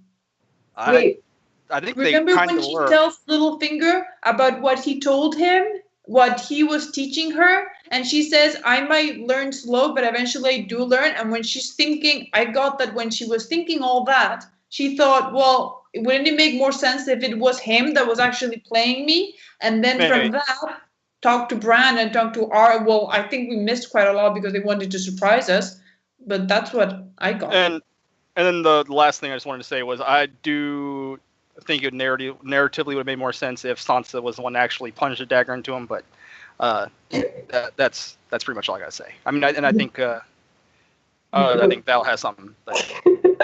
No, but if you wanted to say something else, you can go ahead. No, I was done. Okay. Okay. Well, the one thing I wanted to say is that I do agree that it would have been cool to see Sansa doing it. but I like that continuity of her character is just not never getting her hands dirty. They always making someone else do the dirty job. I mean, Arya or the dogs with Ramsay. But I forgot to say, I was gonna say, did anyone get the feeling that when Littlefinger was talking to Sansa in that first scene that it was Arya? Because I kept feeling like Littlefinger was just gonna, like rip his face off, and it would be Arya. Like Arya had already killed him. No, I really thought that. I thought it was Ethan Hunt. I thought Arya was in trouble in that scene at the beginning. I really thought something was gonna go down with her. I really did. Yeah. I don't know. I would have liked that better. I would have liked that better than the trial thing. But then again, I don't know. Yeah. I got one thing to say before we move on. Now that Littlefinger's dead, they have fucked up so much by killing this guy because they are gonna need teleporting travel to fight the Night King now more than ever. That's all I'm saying. What are they going to do without his travel services? I think at this point, the teleporting, technology has spread all over Westeros. I don't think they need him for that anymore. Well, so then they killed the hero of Westeros, so there you go. Thieves they are, and it is what it is with that. All right, so, staying in Winterfell, we get Sam arriving in Winterfell, meeting with Bran. The last use of the teleport services. Yeah, Bran reveals the truth that Jon was never a bastard. And Sam was like, hey, I remember I transcribed something about, a High Septon annulling Rhaegar's marriage. And since you can see stuff, can you see the marriage? And we get our flashback scene of Rhaegar and Lyanna being wed, and super quickest flashback scene ever. And as this is happening and Bran is narrating that Jon needs to know the truth, we get Jon and Dany both sex. We also find out that Jon's real name is Aegon. We're going to get back to that in a moment. And then Sansa and Arya reminisce about Ned and how much they miss him. All on the battlements of Winterfell. Val, I'd like for you to go first on this one before we get to our super rants. Okay, so the whole Sam and Bran thing going on, the wedding, everything. Okay. That was, I would say that was once, and I'm not saying that I am good at predicting things, but that was just the one thing that I luckily got right, like way back when I was saying that, it would be so cool to see Sam and Bran working together, and it would be so cool to see Sam telling Bran about this thing that he found in the books, and then having Bran go see it himself to make sure that what Sam was saying was correct. I was so happy to see that happening. And I love that scene. It was the best thing. And it was funny because we were talking before that scene happened, and we were like, where the hell is Sam? And then Sam knocks on the door and opens the door. That was so cool. But yeah, I loved that scene. I mean, I can't believe they actually showed Rhaegar. I can't believe they actually had the balls to cast Rhaegar. Because that was just a dangerous thing. I mean, we didn't get to see him very clearly. He had his little blonde hair thing on his face, but I liked it. I mean, there's still the whole annulment thing and him getting married to Lyanna. This really can't happen in the books, type of thing. But in regards to the show, I really enjoyed that scene. It was cool to see it happening finally. The one thing that we wanted to see, the wedding and the confirmation. But I gotta admit, why did we have to see the boat sex with the Bran voiceover on that, making it so weird? Just confirming. Because they want to screw them up. It really ruined the entire boat sex thing for me, and I'm sure for everyone as well. I want to say one thing about that. I know we were talking about inside the episode, but Dan and Dave were really proud of that voiceover. I'll just say that. They thought they did a really good job with that. They're like, yes. You watched it inside the episode? Yeah. Yeah, he does that every week because he watches it on He always his does because PlayStation. he rather But Yeah, so- they mentioned that and they were like, yeah, we did a really good job with this brand going over the No.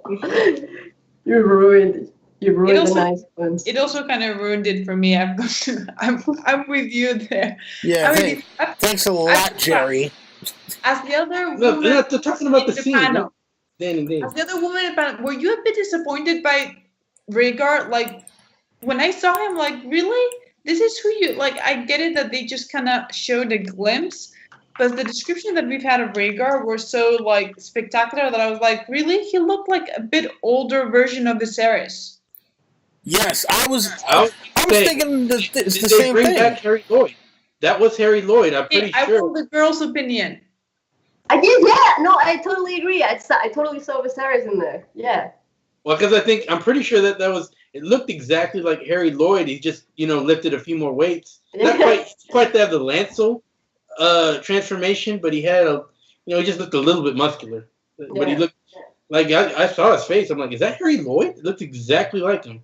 Yeah, I was very disappointed. That was not.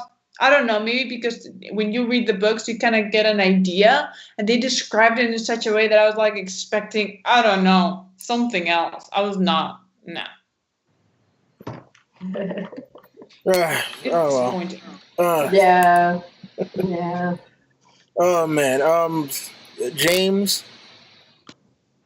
Yeah, for the record, it wasn't Harry Lloyd. It was a guy named Wilf Scolding that played Rhaegar. I just looked it up. Okay. But he didn't look a lot. I mean, he did look a lot like, because I thought that I wrote in my notes Rhaegar looked a lot like Viserys. That's what I wrote in my notes. I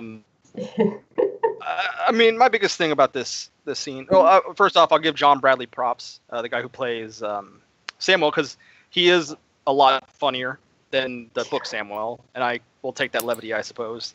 Yeah, I like the scene where Sam was like, "Oh, you saw him in the vision?" We know John's coming via letter. I like that. That was just a nice little funny touch they put in there. In terms, you look at the timeline. Okay, so we know obviously that Rhaegar's son Aegon, well, the one we know, died in King's Landing after Rhaegar died at the Trident at the sack of King's Landing. So that means Rhaegar named two sons Aegon? Or, well, I don't know. I guess maybe they're implying that maybe Lyanna went ahead and, I guess, used that name after Rhaegar was dead, I guess. But maybe if they planted together the name, that means that Rhaegar had two sons at the same time with the same name. I don't know how I feel about that. I said that too. I was like, is Rhaegar George Foreman? He named his son all the same names?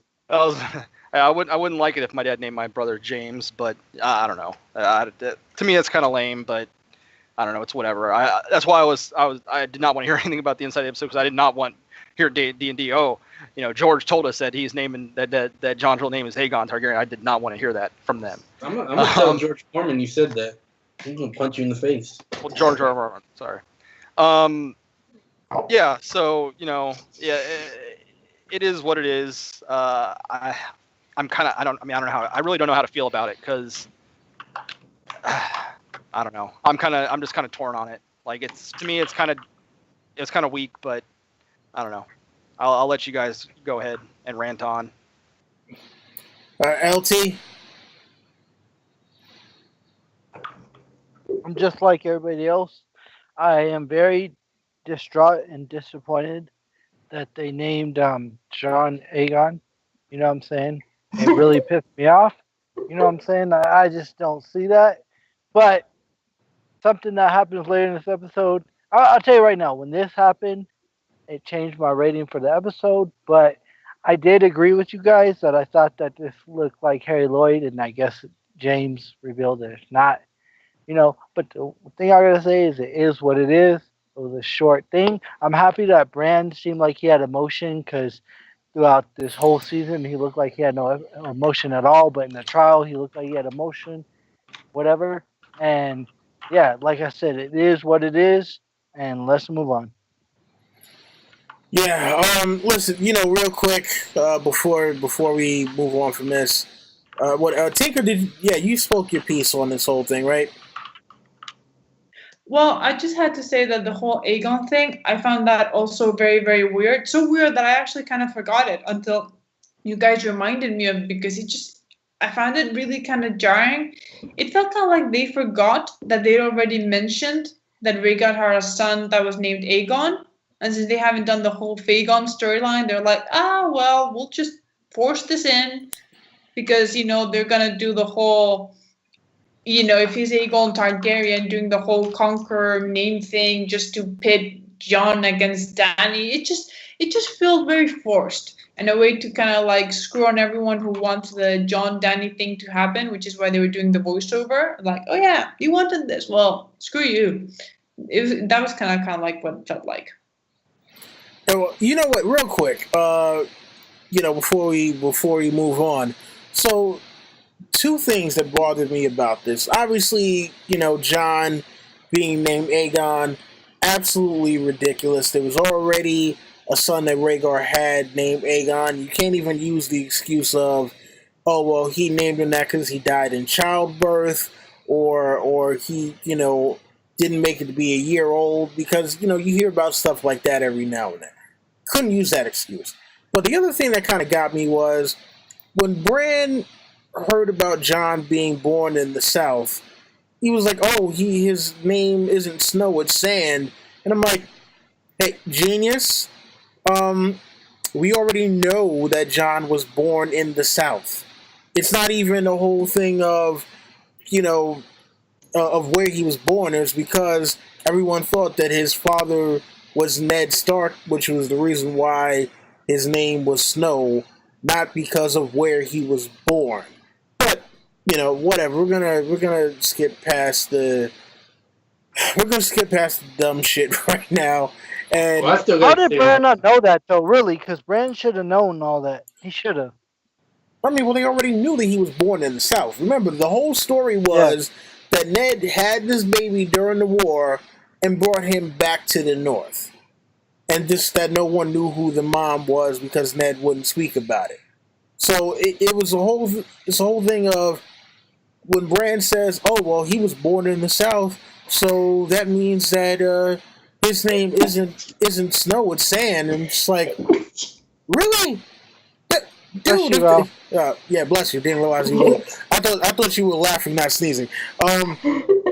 No, so I'm like, that didn't make any sense. Only because they've clearly established that the reason why he had the last name Snow had nothing to do with where he was born.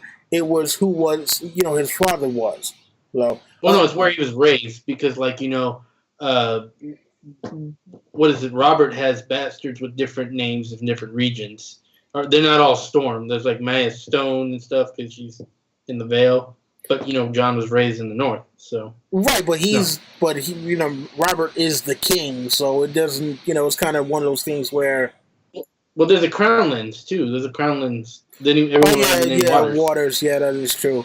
But I mean, it really the way that they kind of established it. It really more so seemed as though all right, well, since Ned was the one who was taking custody of him, they gave him the name Snow. But it is what it is.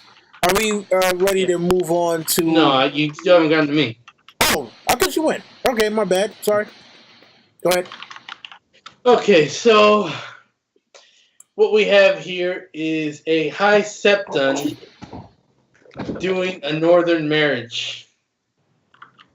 A High Septon with a name doing a northern marriage. Yeah. What a fuck up there. One, High Septons don't have names. They give away their names because they just take the name High Septon. And why would a High Septon of the Faith of the Seven be doing a northern custom wedding? But the words that he was saying were the same words that the Septons do. He might not have been in a sept, but the words were not the words that you would do in the North. I thought they were, okay, refresh me. Were those the same words of the Seven, or were they the ones that Ramsay and... the words of the Seven. Words of the Seven. Okay, never mind. They said mother something. They said it, Jerry. Did they say that? Okay, I retract everything I just said. My bad on that one. But dang, I was gonna say that I still believe that they actually wed in the werewood tree. We all know the annulment is stupid. Linda did a whole fucking video on this. We don't need to go on that. As far as the sex scene, well, you know, Jon, like, I mean, technically he's a fire. This is why Davos is the MVP of this episode, because Jon is a fire white according to George R. R. Martin, and it means his blood is not running. So technically, he shouldn't be able to have sex because he can't get the blood flowing. Enter Davos and the fermented crab. Davos is the ultimate wingman. There! Yes! Yes! It was the foreshadowing! It was there! It was Fermented there! crab for the win. Davos is awesome. Yes. Hashtag Davos is awesome. Hashtag Davos ultimate wingman. Well, if we're gonna talk Davos about the sex scene, are we gonna go talk about the weird Tyrion sad face outside the hallway? I didn't even notice that, to be honest. But I saw that, but I didn't know what that was supposed to mean. Like, We're talking about Tyrion. We're talking about Tyrion. Looking. well, one thing I want to say before we get to Tyrion. What? Where can I buy my Rhaegar Targaryen grill? Someone- Your someone what? know. Wait, I didn't get the joke. It's the George. You ever heard of the George Foreman grill? Yes. Foreman Yes. sells. okay. Man. All right, are we done with this? Can we move on to the Let's wall talk now? about Tyrion. Tyrion. Tyrion. How about All you? right, Because that was weird.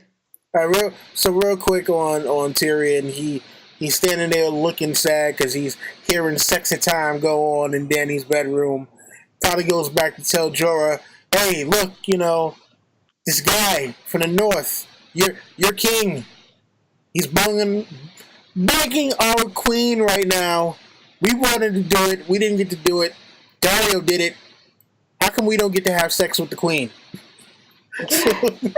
I mean, they should be more happy about Jon than fucking Dario. If they had to live with Dario, they should be fine with anyone.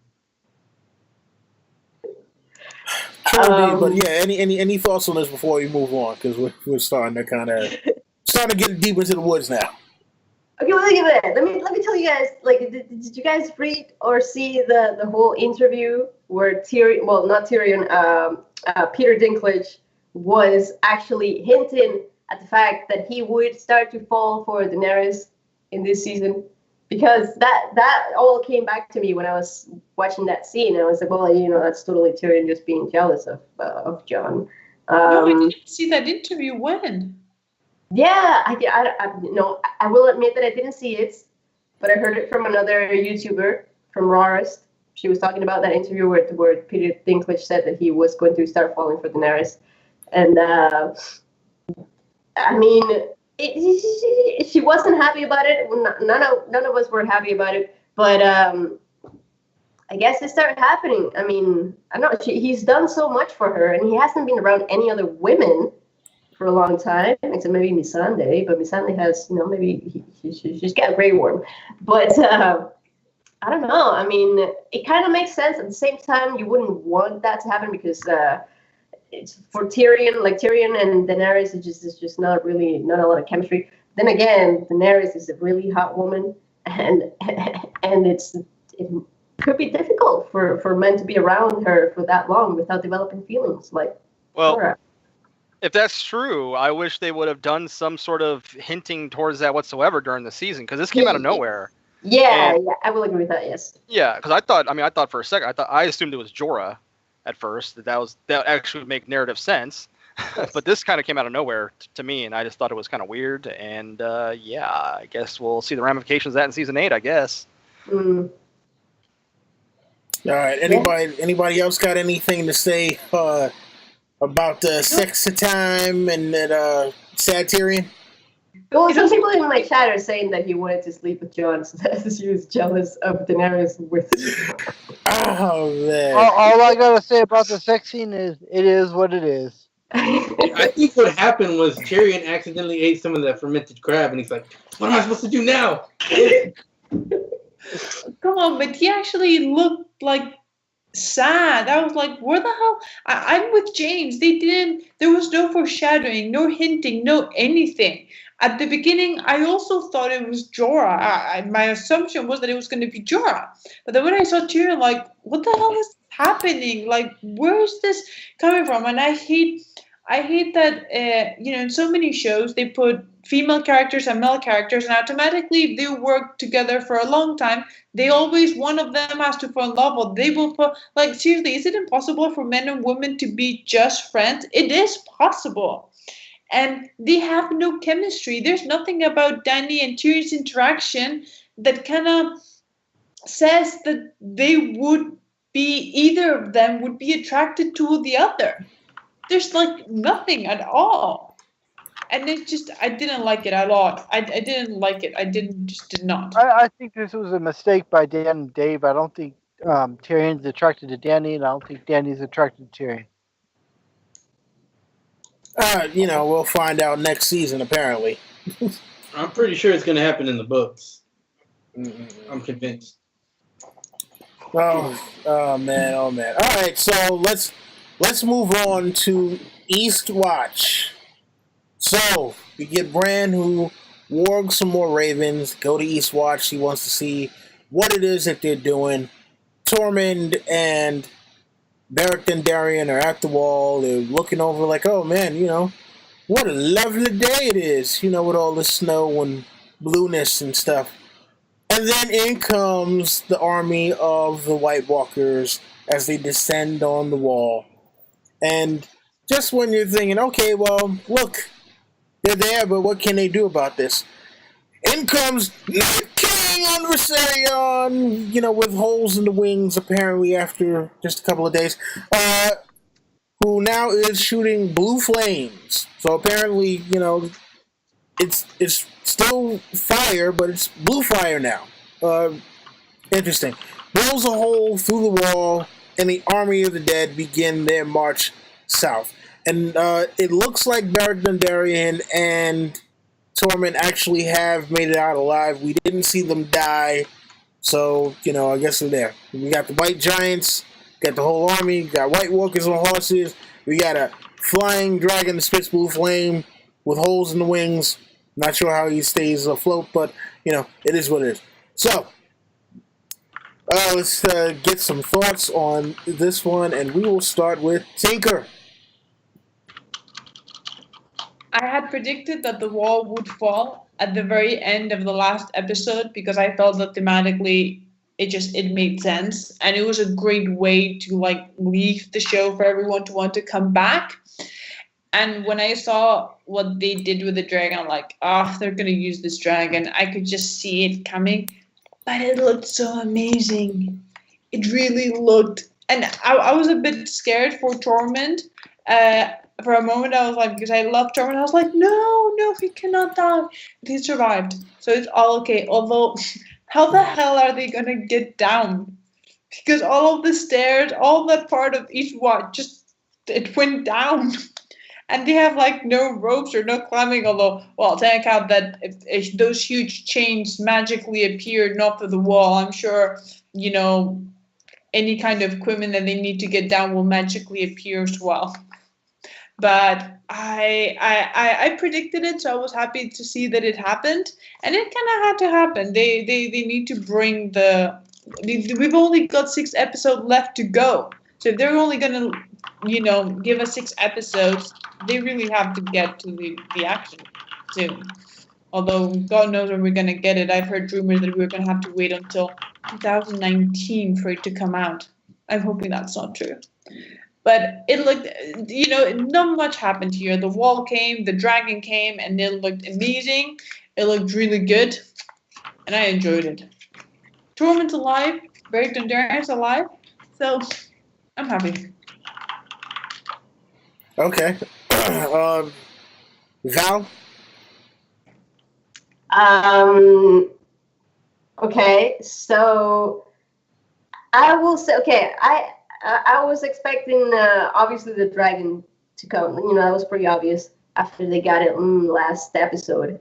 And we kept wondering if it would be okay. Will the dragon breathe fire still, or will the dragon have frost breath, or will the dragon have a blue fire? Like a lot of people, blue fire was the least popular prediction, and that's what it ended up being. It was blue fire, right? Or like a blue beam or something, because it didn't seem like it was melting the wall. It seemed like it was just hitting it with like some sort of, like a ice breath, right? It didn't look like ice breath. It just had some energy, like a punch type of thing. But anyways, I mean, it looked cool. As I was watching it, it looked really, really intense. I enjoyed it. I don't want to nitpick it, but I think because I think it's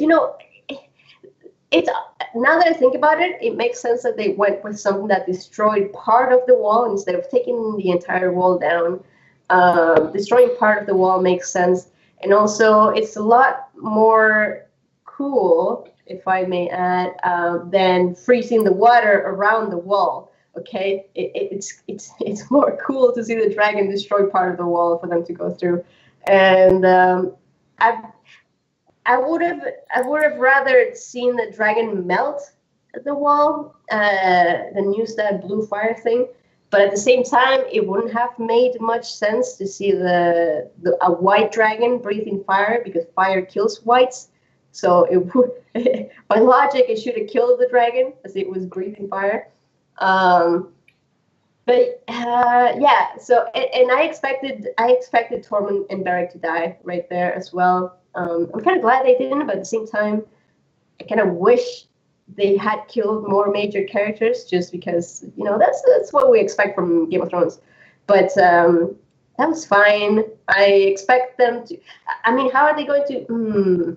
Now that I think about it, because the dead aren't really concerned with the people that are on the wall. They're concerned with just getting through past it, right, and just going south.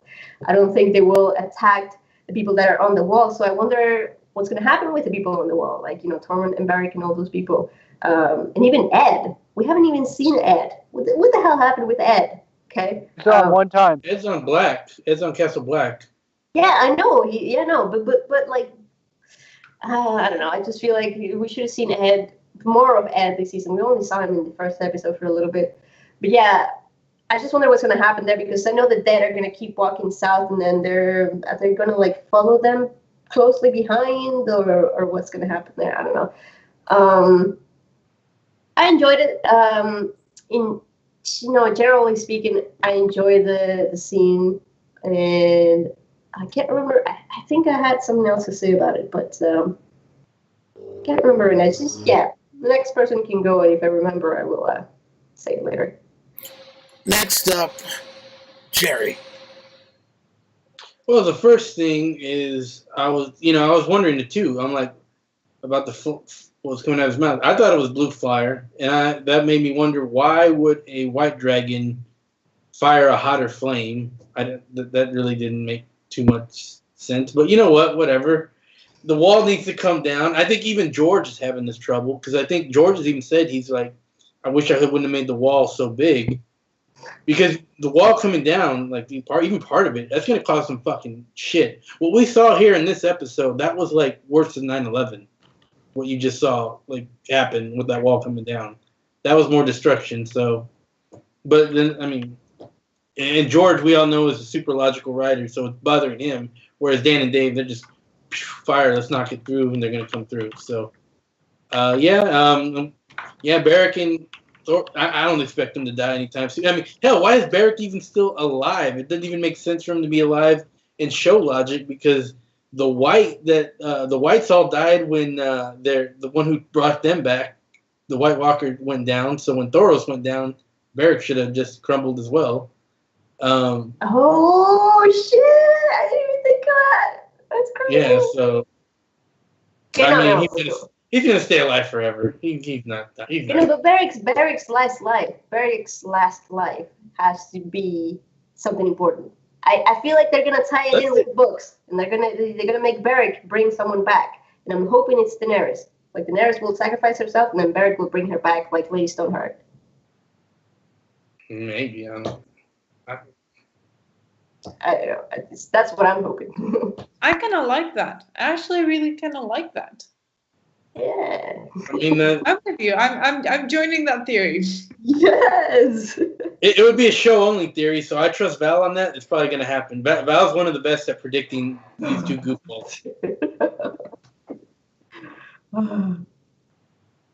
I should start reading more leaks to be better. Damn. All right, LT.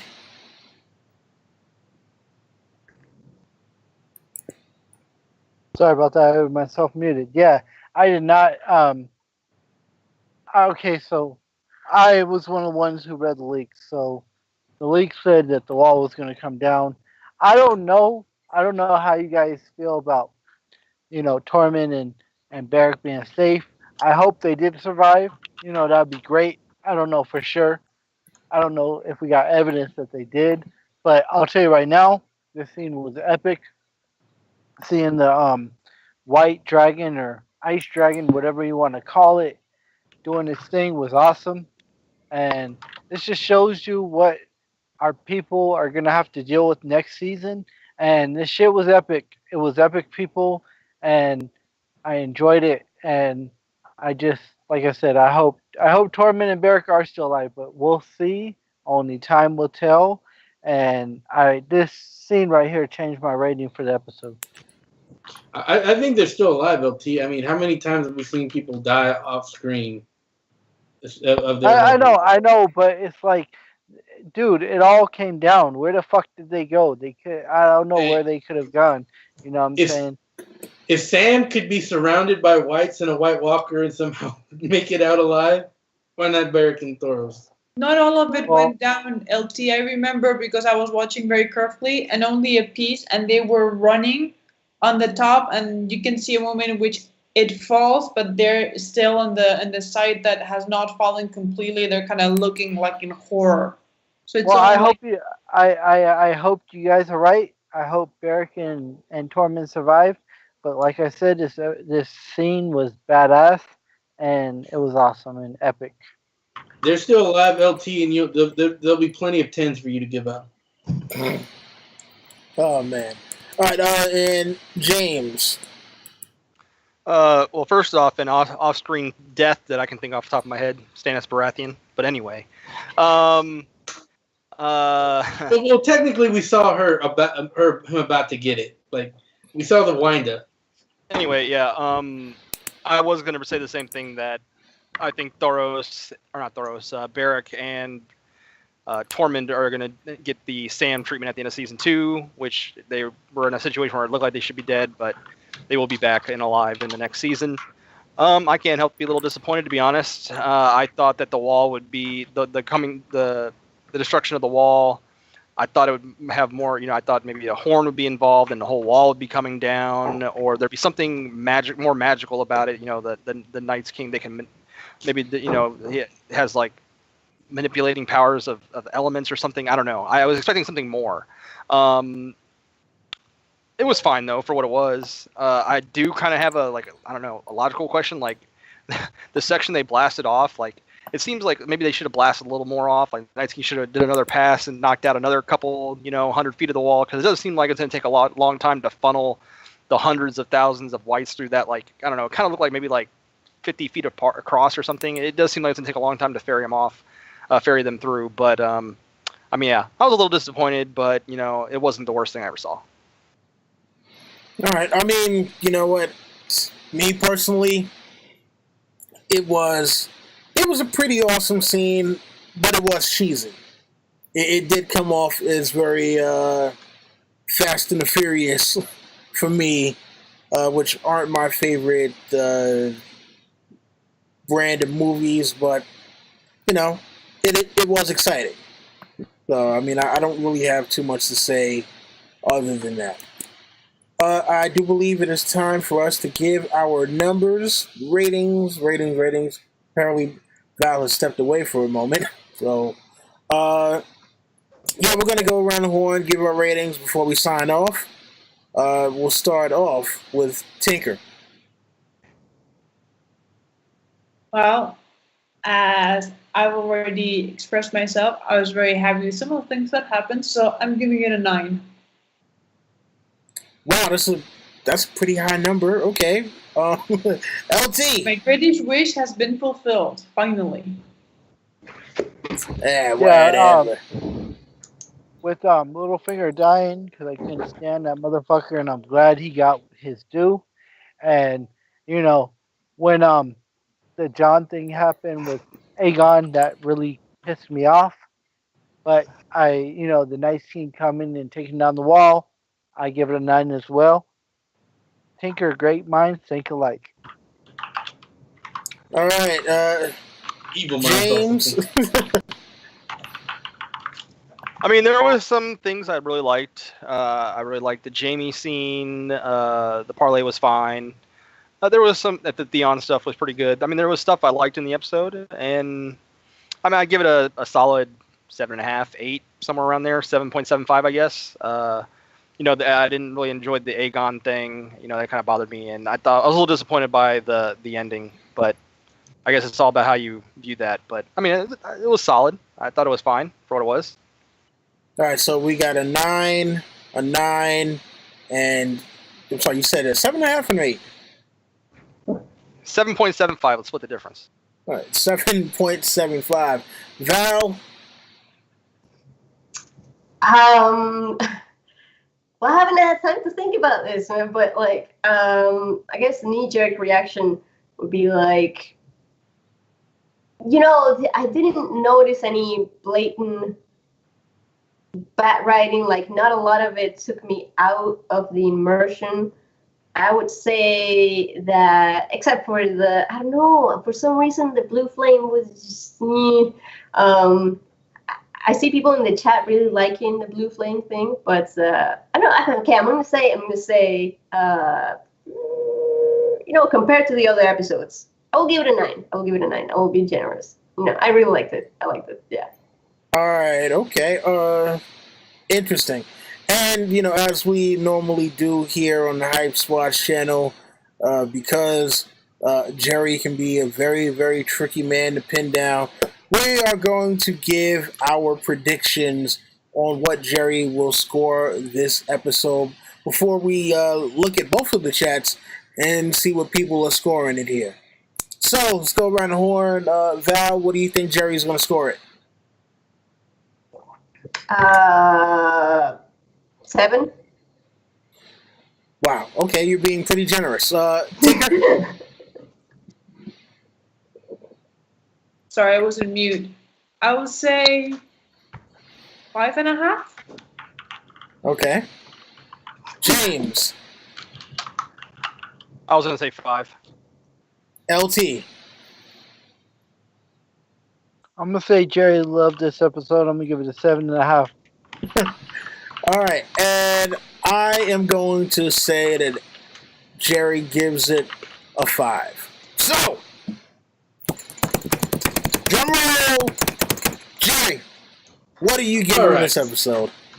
So, I mean, I think Cersei was saying some stupid shit, but John was actually saying some smart shit, so that kind of canceled out. Really like what they did with Theon, even though it was kind of cheesy, but I really liked at least thematically where they're going with that. The fucking Aegon thing was stupid, and they obviously rushed the North. They rushed it so much it makes it look like the there's no law in the North. So let's see. The Aegon thing was stupid. I'll go with how about a 5.5 on that? Okay, wow. So Jerry actually gave it higher than I thought he was going to give it. And Val, you obviously have not watched enough. If you thought that he was going to give it a 7, wow. That's what I was thinking. Yeah. And myself, you know what? I was tempted after the Aegon thing because that was just absolutely beyond stupid. That was possibly one of the dumbest things that they have ever done in this show. But I don't want to nitpick, only because the rest of the episode was actually very, very decent. Much better than last week, because I think last week I gave a 5.5. This one, I'm going to go with a 7.5. What are you guys basing this off of? Like, you gotta base it off of D&D. Like, what they can do. Oh, good Lord. The best they can do. If this is the best they can, come on, man. They couldn't come up with any other name. I mean, okay, are we doing a D&D curve where like Wolverine Origins is a 5 and like Troy is 7? Yeah. Okay, well, That's the score. then this is probably an 11 in that case. Oh, there you go. Oh my God! All right, so yeah, if we're rating off the D&D curve, which is something we've never actually used before. Yeah, if we're going by the D&D curve, then this episode was at least a 9. But no D&D curve, 7.5. I mean, if the base is 5, if the base is making Deadpool like have Cyclops eyes and all kinds of weird shit and like the Baraka things, if that's a 5. If you not mention Wolverine or Origins, it was actually painful to watch. I'm just saying. Well, Benioff wrote that, so. Okay. I'm more offended by Troy, honestly. All right, so look, you know what? We're gonna shout out some people from the chat and give their scores real quick before we get out of here. And I'm gonna be going to both chats, not only just the Hypes Watch. We're going to Because Geeks chat as well. So Mike Bushnell gives it a 5. All right, Mike. What I'm sorry, Estrasil. Mike is in both chats. How are you doing that? Hey, you can. Same way how we're live streaming on 2 channels. You know what? Unfortunately, I cannot pronounce this name, but it's got a purple logo with an E.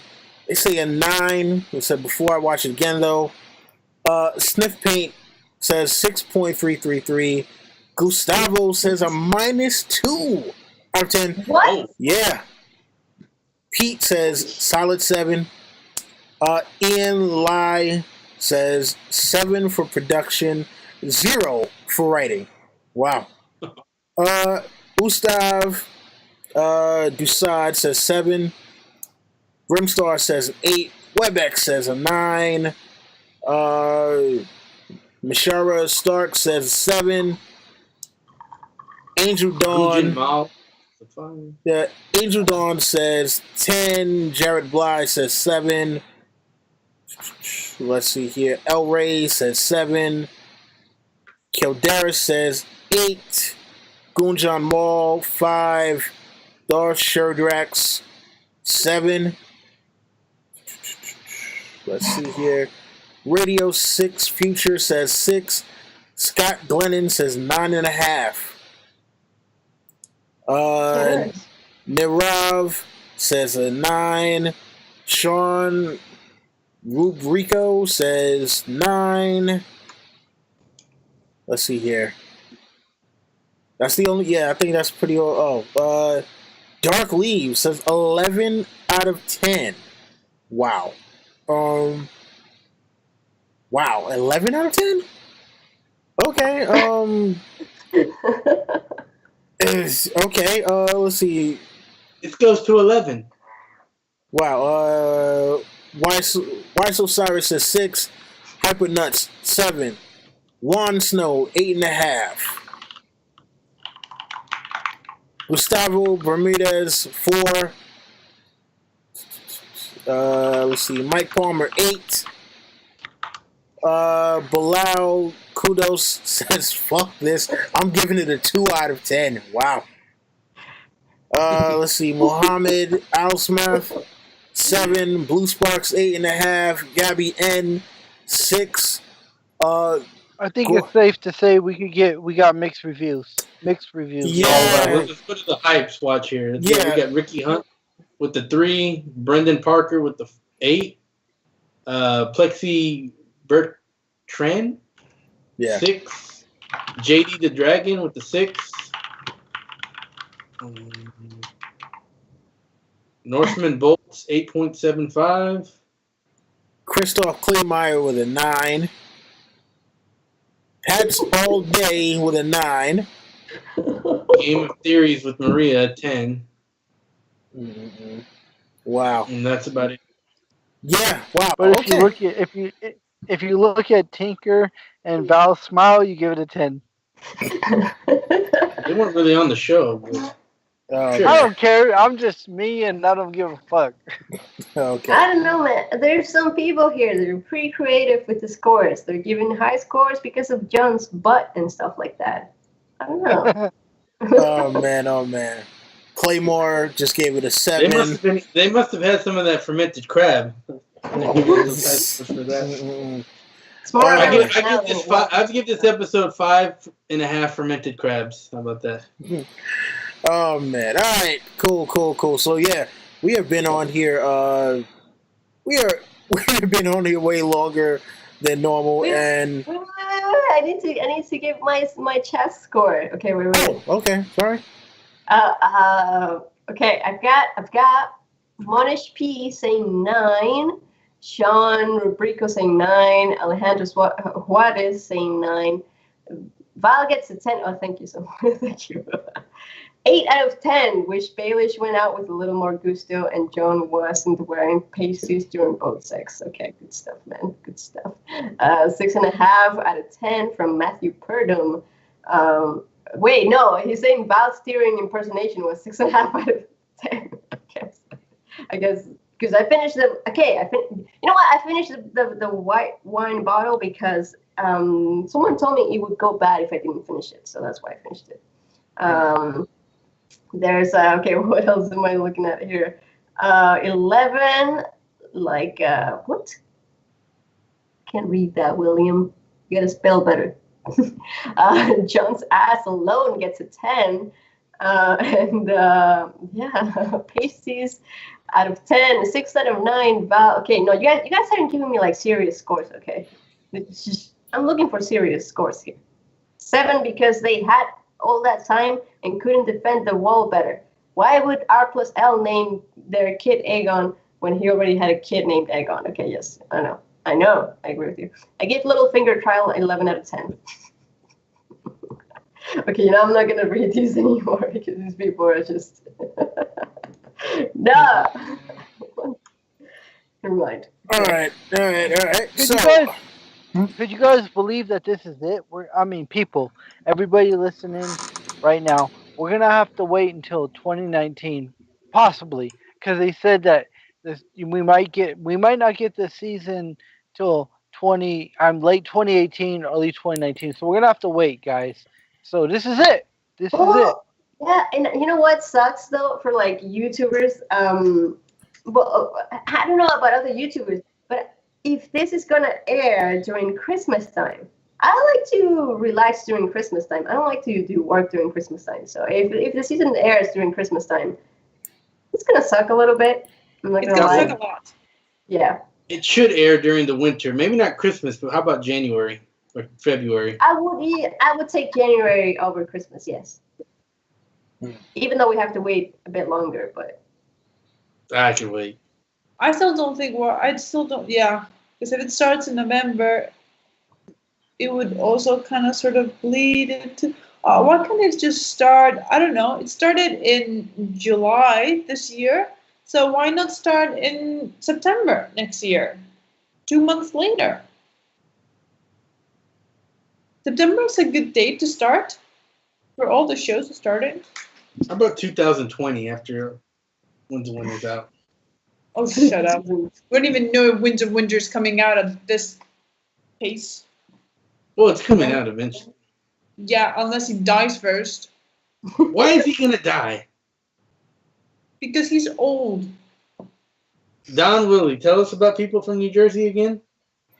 Listen, people from New Jersey do not die before like age 93. Go consult your wikis, Googles, and all that shit. All right, you don't say that George R. R. Martin is going to die. He's from Bayonne, New Jersey. They got fighters out there. They'll be alive for a long time. Trust me. There you go. Let's hope so, or we're never gonna see the series end. Hey, stop wishing bad luck on George, damn it. No, it's quite Do the we, opposite. do we, I want good luck, but we're apparently not getting any. Mm-mm. And we're getting Son of the Well, Dragon next month or 2 months. do we want to do sign-offs? Yeah, I think it is sign-off time. Especially because I got to be up in like 4 hours. Oh Jesus, man. You know what time is it here in Spain? Yeah, but you got tomorrow off. I don't. Oh yeah, one dude. I didn't even think of that, Thinker. What the hell? It's gonna be I like got tomorrow off too. It's almost 7 in the morning here. 10-7. Holy shit. I'm working at home in a hurricane, so I'm good. That's super early for you, Jerry. I'll go first for sign-offs. Hey everybody, this is Sir LT Giles. My review's already up. I put it up right after the episode. And I've been going through a lot in my life. The Heist Watch knows. And I'll tell you right now that I'm just happy to be here. And to have Because Geek is just a fucking epic situation here. And I'm just happy to be here. And follow us all on Twitter, on fucking YouTube. Follow Val Because Geek because she's awesome. And Sir LT Giles out. Okay. Tinker? Goodbye, everyone. It's been fun talking about I really wanted to be here for the finale episode. I've been able to be here for a few other episodes, but not all, since, as you can see, it's crazy time for me. But I really enjoyed it, and it was great having you, Val, here in the review. It was great doing a video with you. So, bye, everyone. It was great to see you and finally meet you because I hadn't met you before. It is pretty cool. Awesome. Yeah. James? Yeah, I am JBTV, but most importantly, part of the Hype Swatch. So follow us at the Hype Swatch, and I want to thank Val for having me on our channel. And yeah, it was a great time. Jerry? Yeah, I just want to say thanks, Val, for the simulcast, stream, whatever we want to call it. But yeah, thank y'all for all being here or at least those who were here all season. Had a lot of fun. Had a lot of debates. Had a lot of, hopefully we'll see you next season as well. Anyone from the Hype Squad channel that is not subscribed to Val from Because Geek, we have her link down in the description. Definitely subscribe to her if you care any bit about the show. She is, in my opinion, the show expert. And now that the show is over, let's get back to the books. The Hype Watch will go back to doing some rereads, maybe some other things like maybe Talking Ned and other stuff. And be ready. Son of the Dragon's coming out in about 6 weeks. Read on that. If y'all haven't picked it up and y'all want something to read, The Mystery Knight, fucking fantastic, great art. Just came out recently, so yeah, that's really all I have to say. Thanks everyone for being here. All right. Val, I'll let you get the final sign off first real quick. I'd just like to say thank you for letting us kind of take over your channel today because, we've never done this before. We weren't even sure that this was actually going to work. I'm sitting up here looking at my damn stream and every couple of seconds it's like bad.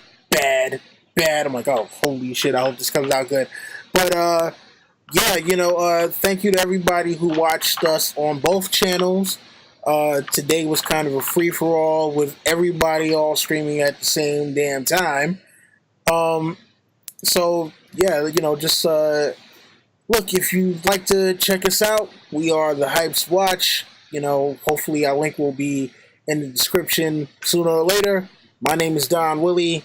Got Jerry the Targaryen, Steamboat, Tinker Jasso, Sir LT Giles, James Michelle, and a host of others who unfortunately could not make it today. But thank you to everybody in the chat who is watching us live now.